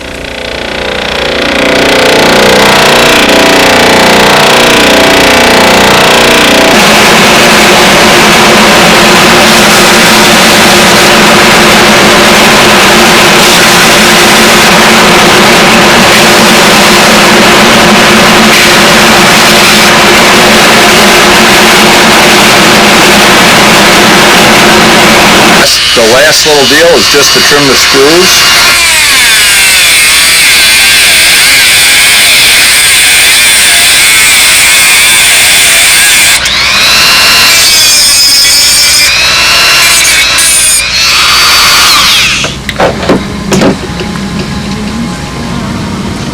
Before I take them apart, I put a little defining mark of where you can mark right and left or whatever. Because what's going to happen when I glue these in, I'm always going to be wanting to put the hatch back on, and when I put the little balsa cover on here, it's just easier to know which one goes which way. This is what I like, is when you go to take this out, how many times in my life I've gone to take it out and didn't come out. Warren, you're the man. So what I do is I take this little screw and just chamfer this little edge ever so slightly once I get all the screws out, so that they tend to go right back in, and notice the nice little shoulder bolts. I always like to just get that little bow off there.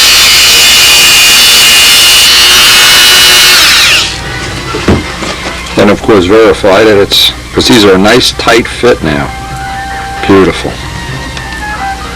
I pride myself on is when I make these videos to help people, I try not to leave out a step. And even though probably a lot of these steps, some people might think, I know that, I know. But there's always somebody, especially winning new subscribers that haven't seen the older tapes, where a lot of this stuff has been covered, but I try to make each one a complete set. So we're closing in on being able to lay up a wing, and this is the time of any project it really does get exciting. I mean, it's starting to be an aeroplane here. No matter what plane you're building, that is an excellent way to make gear blocks. It's the lightest way I know of, and it's bulletproof. Now, just so you understand, because I don't want to leave any details out, this is the, in my opinion, this is the reason this works so well. It's this length of wire that's critical. In the old days, when you had this little piece here, glued on here and this little stub, what happens? You have torsion, and it's going to break that right out. Now, usually it won't break here. It takes the block and breaks it out of the wing. With this way, it's got to break the whole wing. I mean, the leverage, it's this leverage arm that makes it work so well. And this is the system I've used over the years. We've had 0 failures. That arm, the length of that arm, it's critical. Now what I'm going to do is I'm going to take the ribs and I'm going to make up little balsa doublers, because again, I want this block to have a footprint in the wing much larger than a 1/16 of an inch. And that's the next step, is to make up the doublers. It's actually rib 4 that's going to have the wire confined here. So we want to make a doubler that'll transfer the load back into the spars and throughout this whole area.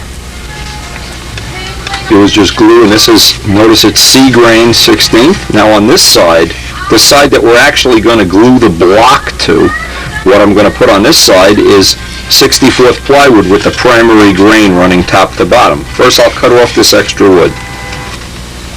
Okay, now I'm leaving this is just for the lead outs to go through. Now I want to get 64th plywood in here right to the back of the spar. And the reason I want to cut one side out is I want to know from the other side, I want to be able to trace these holes out. Just make it easier. The 64th plywood will actually be the piece that I'll mount that block to. I need to just cut out the hole for the readouts here. See how much more of a footprint that actually leaves a wider and wider footprint. So in this, and this is going to have a twist, a torque reaction in the wing. And the bigger that footprint is, the bigger of a hand it's pushing against. If you leave this at a razor edge, it might break the sheeting. This is one of those critical things, because what I want to do is I want to get the wire to line up right on the spar. In other words, the lead outs are going to have to slide back and forth here. So if we put this block up here, the lead out wire is going to hit it.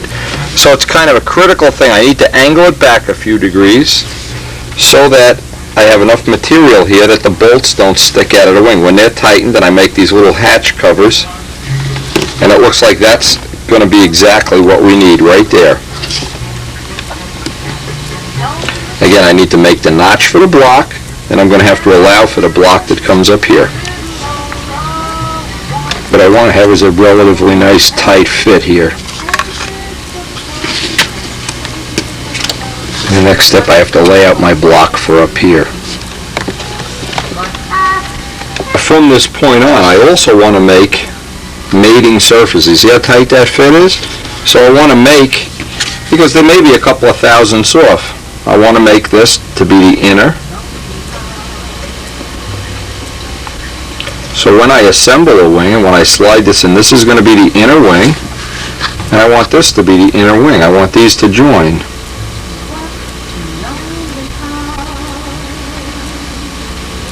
So by specifying that, I know that that joint is going to be a relatively nice fit in there. Now I also need to figure out, see the length of this? Because I want that to sit in there, of course. The rib is going to end here. And where it ends, what I need to do is cut the little notch that's going to come through here so that the wire can drop down.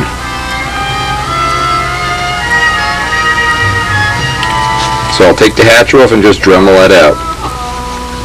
I want to put a little radius in here because, again, I want all tight fits around the block if possible. And you need to, when you bend the landing gear, you can't have these really razor sharp bends. That's when you get failure in a wire. So that gives us a nice little angle. I have it marked that this will be the mating part to the inner side. Since we know this is now going to be the inner wing, what I want to do is line this up with the next rib and get an exact tracing on that relative to the rod holes. So I know the rod holes will be lining it up.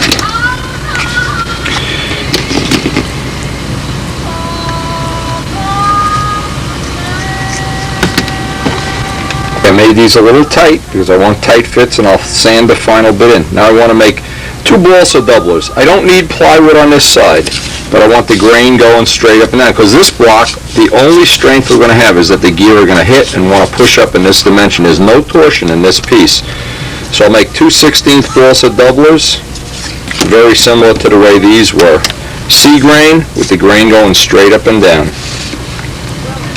And one side, I'm just going to play it safe. I'm going to double up both sides here. A little bit of extra balsa because what's going to happen is when we pull the rods out, then I need to connect this, kind of get this piece of wood out of here. This is here just while we're building the plane, so that the lead outs don't interfere with this. So I'll just do the same thing on the other side, check all the fits, and this will be the inner set of ribs with the gear blocks ready to go.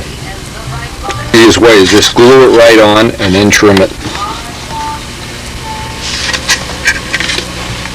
What I want, because this is the tight fit that I'm looking for, I want a nice tight fit on that.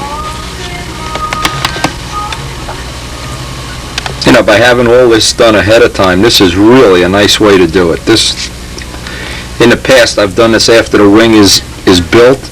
I think this is going to be a real time saver. Now, the last thing, before I forget it, and I will forget it, I need to make a block up here so this wire can slide into the block. And of course, the better fits you can get, and the tighter the fits, the better. Just makes it like a jigsaw puzzle that you'll put together when it's ready to jig up the wing. This is actually where the wire is going to reside. So what I'm going to do, I'm going to make this little piece up.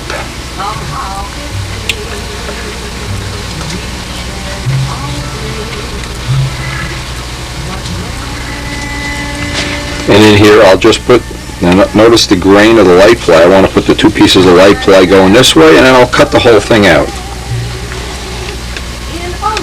And just roughly that lets me lay out the block easier. Now when that wire gets inserted,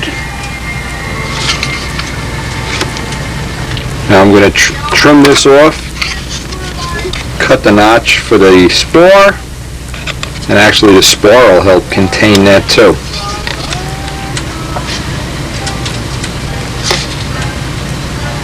But that's the whole secret to having bulletproof gear, is the length of this wire. If you look, that length is what makes it work. That's good engineering. Now, by doing all this work ahead of time, we have really saved time. When it comes to jigging up the wing, this will just go really quickly. Now I'll do the other side off camera, and we're coming down to the final couple of things here. I'm doing this before we even start the ring, water saving. Yeah, just in time today. Rory Tennyson sent me a real nice video here, because it was gift wrapped like Christmas. I'm assuming it's a Christmas present.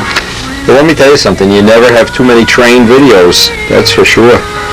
I must have about 150 or so, but between Mike Costello and I think we pretty much have a good collection. And we're anticipating after the first of the year to start our O-gauge modular layout. But for right now, Rory, thanks a whole lot. I'll wear this with my Sturgis hat. And a kit that I don't have in my collection, look at this, Hawker Hunter. Look, a Hurricane. I thought it was a Hunter. See, I like this one. These are the European kits, I think. Anyway, this is really nice. We are really developing and putting some final touches on that Spitfire bedroom. And thank you to everybody. Thank you, Rory. Appreciate it. But keep me in mind whenever you see anything British.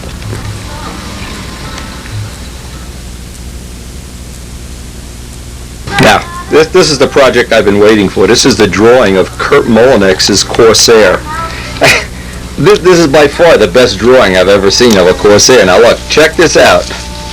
I'll call this the can. I'd like it as long and straight as possible. Yours, yes. As you can make it, a large diameter. I think you know what I need. Kurt, what you need is flying lessons. Pizza lessons. He needs a curved pipe. Well, guess what? That's just what we do here. This is the bottom line. This is a full dihedral Corsair. If you saw the notes he wrote on this, I'm going to send you the money now. I'll send you the money now. Forget it. I'm not to buy a pizza. Send me the bill now. I'll send you. It's unbelievable. Kurt, I know when we talked on the phone, you said I was going to love this note. You have no idea. But anyway, I'll get cranking along on this very special pipe, and I hope you'll get some good use out of it at the Nats. Just one thing, Kurt's going with a PA65, and I just imagine a Sato 91 in here. On a Corsair? Oh, Kurt, if you only knew. Anyway, we'll put our best effort into this custom pipe for you. And we want to see some pictures when this thing starts getting framed out. Hope to see you at the Nats. Anyway, what's nice about having a bunch of these test pipes, these are all used pipes, of course, I can kind of lay one out over the drawing here, get some idea of how this is going to look, how it's going to work. That one almost would fit in the body. And then I'll just replicate it. See, this is the nice thing about having lots of these custom units in stock. Kurt, I have to tell you, this is going to be an awesome project.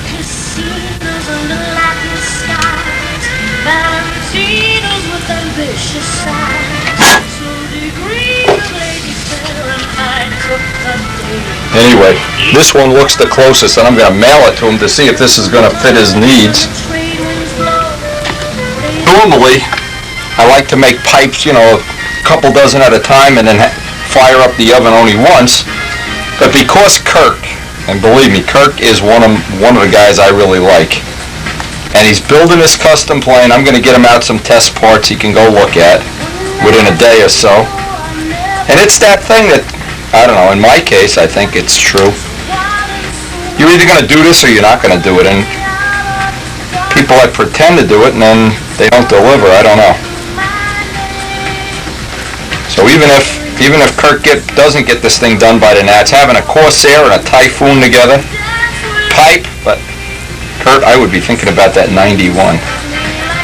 Maybe I'll send him some videos of that 91, make him crazy. Anyway, since we're doing a lot of molding and a lot of the people that are joining us, actually we have a few people from the world of RC now that totally intrigued by the molding part of this. I thought I'd show a layup of a pipe. Takes about 5 minutes or so. This is the high temperature resin from Aerospace Composite. We'll make all the parts off camera, then we're going to assemble Kirk's pipe. And this will be something really special, I hope. This is the resin that George Spar sells. Had real good luck with it so far. Solid Teflon mandrels made by Dave the Man Midgley. And this way we get the resin to soak totally through for the minimum amount of air bubbles. And you can see how that comes through. If we only had one project at a time to work on, things would be nice. But that's why I try to share the time management thing. This looks like it's going to be a nice one. You can usually tell how the resin flows right through it. Okay, this is going to go in the oven for 16 hours. Kirk, looking forward to seeing that Corsair, trust me. That Corsair is going to be a winner. Hey, what I'm doing is just brushing off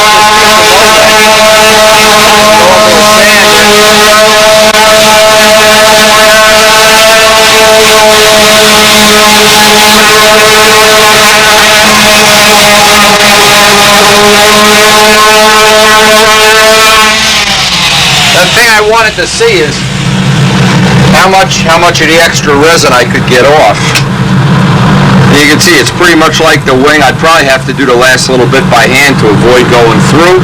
But I just want to get a rough idea before I cut this and outline the flaps. No, I didn't want to sand down too far. I just wanted to pick up all the high spots off of this. I can wet sand this out a lot easier. But I want to lay out the actual shape of the flap and then cut it out on the scroll saw.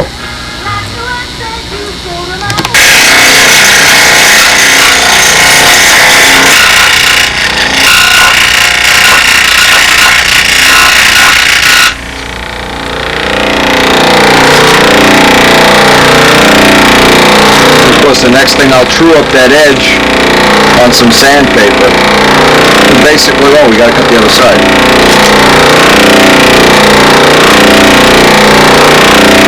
Yeah, the thing I did is once I cut one out, I cut it plenty oversized, about a 1/4 inch oversized, so I'd have plenty of material to grind away at, and I just laid this out in tape, because from this point on, this is an equal span plane. We want everything to be equal, so again, I will be cutting these oversized, and it's always, I think it's a good idea with Nomex to cut it oversized.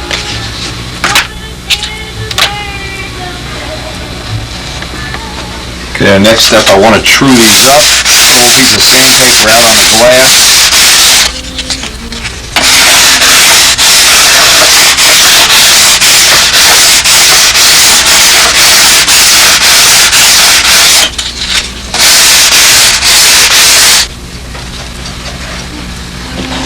One thing, unlike wood, they really are perfectly straight.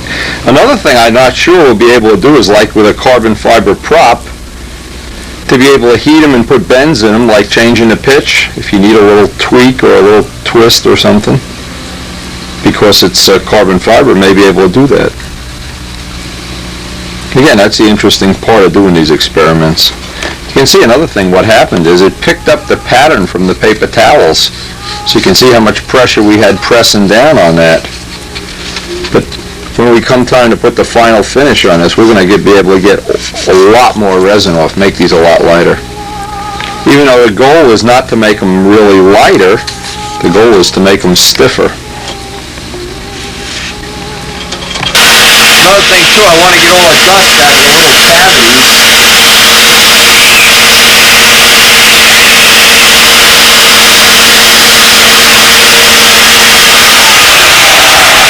Here's one of the things I want to do. I want to try to come up with the best way possible that I know of to put some edging on this, and I don't know how that's going to go yet. That's one of the next things I have to kind of think about the possibilities of. But if you've ever wanted a pair of straight flaps with no grain and no twist for humidity, there they are.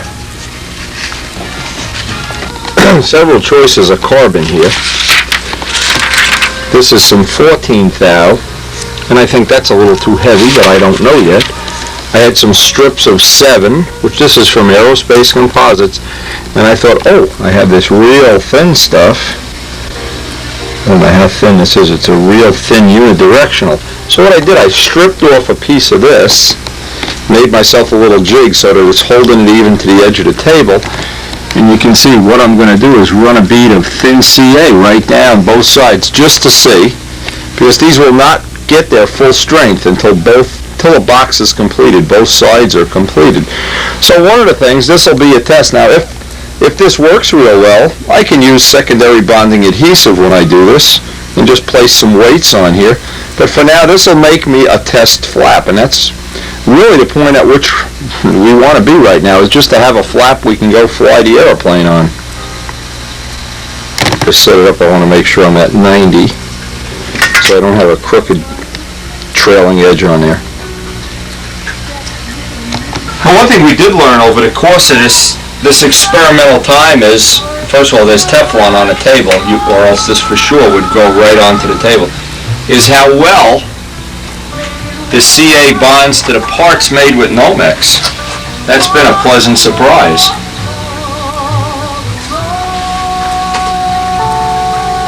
And it wicks right up into the Nomex, so you get an interlocking tooth. So that's been a pleasant surprise.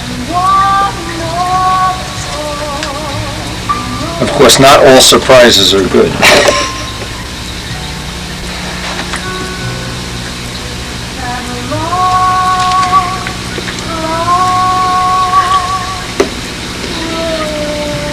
Now I want to let this kick without kicker.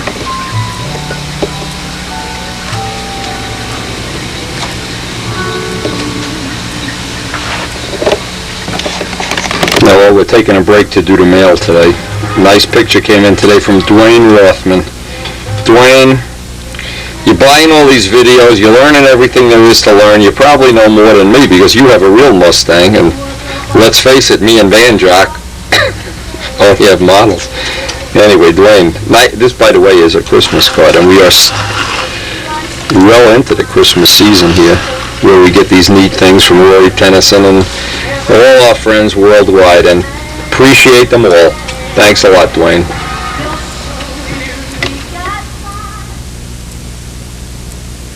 Now that looked like a quick and dirty edge. The only problem is, of course, it's kind of wrinkly here, and I don't want to sand through it. But I thought of another way. If I'm going to use that really, and that is really thin material, I can just use 2 layers of it. But I want to turn around, do the other side, and then try to get one of these flaps at least finished off, just to get some idea of, if this is going to be a practical thing. Or one of the thoughts occurred to me, this is only 1/8 inch Nomex. We might want to go to 3/16 or a 1/4 inch. Checked for 90 degrees again. Of course, this is the flap that has one edge on it. And I'll just repeat the whole process for the second edge. Now, we do have other choices of material. Now, I'm trying to think as I go along. And one choice is I can take this real thin material. This is pretty much what we're going to make the carbon tanks out of. Make this material and use 2 layers. Just put 1 layer right on, or even when it's in this state, just put another layer right on top of it. Anyway, we do have choices on doing the edges, and that's good. Let me finish one of these up, and let's see what we have.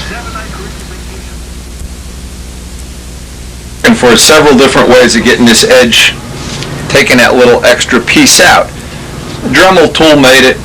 More than happy with that. The orbital sander was just too sloppy, but one of the ways, believe it or not, the belt sander seemed like a pretty reasonable way to dress that off. I was pretty surprised that it worked.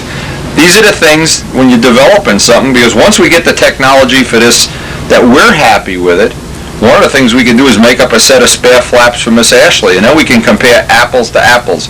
On a plane that we know what the performance level is, we can see if this is a gain, a loss, or a draw. And we always can weigh them, but the short end of weighing everything is you always go, oh, the lightest piece, and it's a pretzel, or it's twisted, or it bends, or it heats in the sun, and both.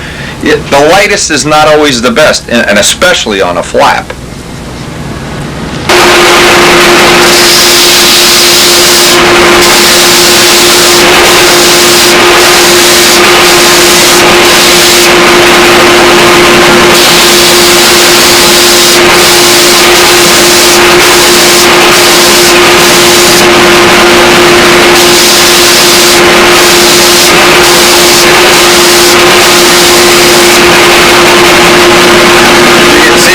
Dresses off real quickly. You got to be real careful. One of the compromises I had to make to this test part, because the tube for the 1/8" horn is thicker than the flap, I needed to build a little box around the end here with some of that 14,000 carbon. Of course, I'll grind it all smooth, but just to reinforce this part, I didn't want to take a chance, especially because it's a test model.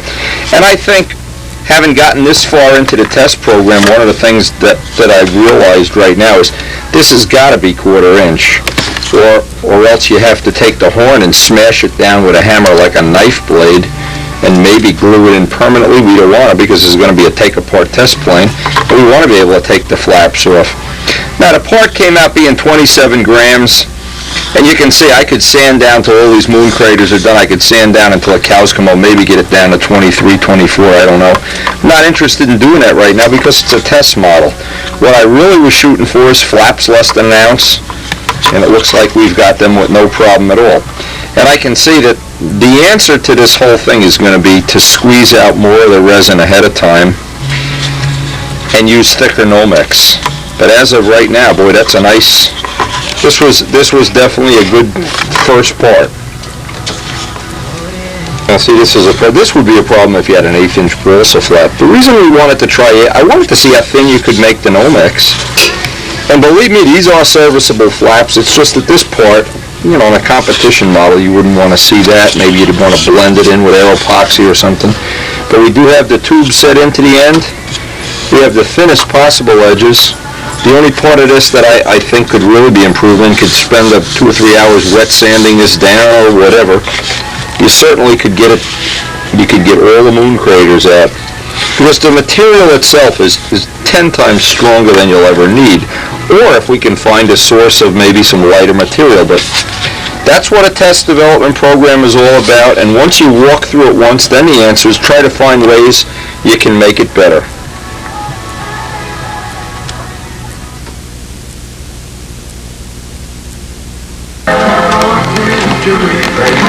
Well, we rushed like heck. This is Woody Midgley's Christmas present. And believe it or not, we made it.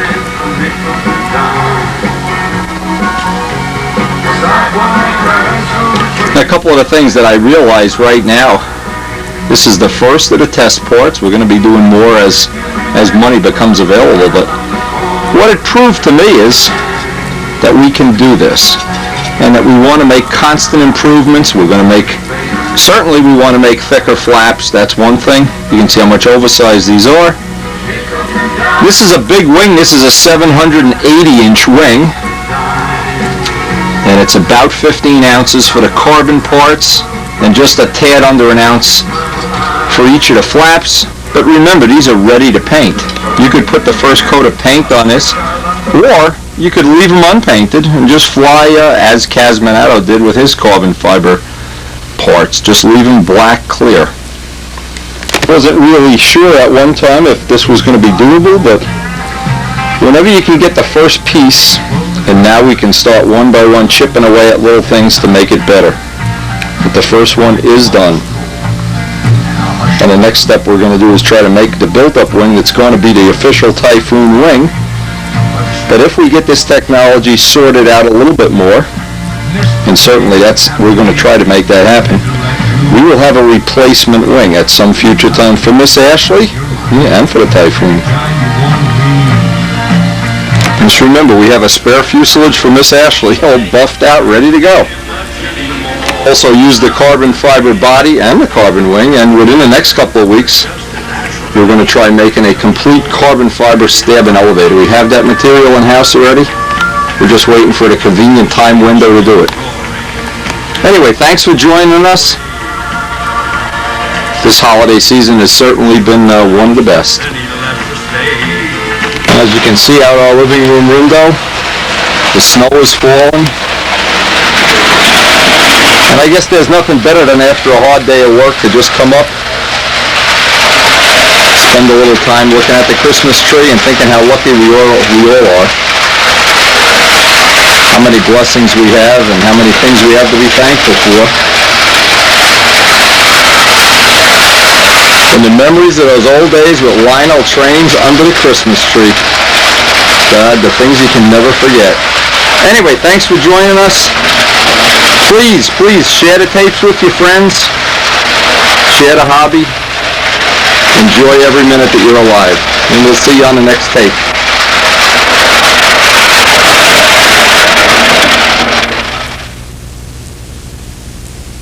And just remember, typhoons are coming. Sato 91s are coming. Carbon fiber Miss Ashley flaps are coming. Even some carbon fiber parts for old Strega. And we hope John is well on the way to having that kit ready to release. And Chicky. Old Peepster. Peeps. He keeps me company all day playing carbon fiber parts here. Anyway, again, thanks for joining us.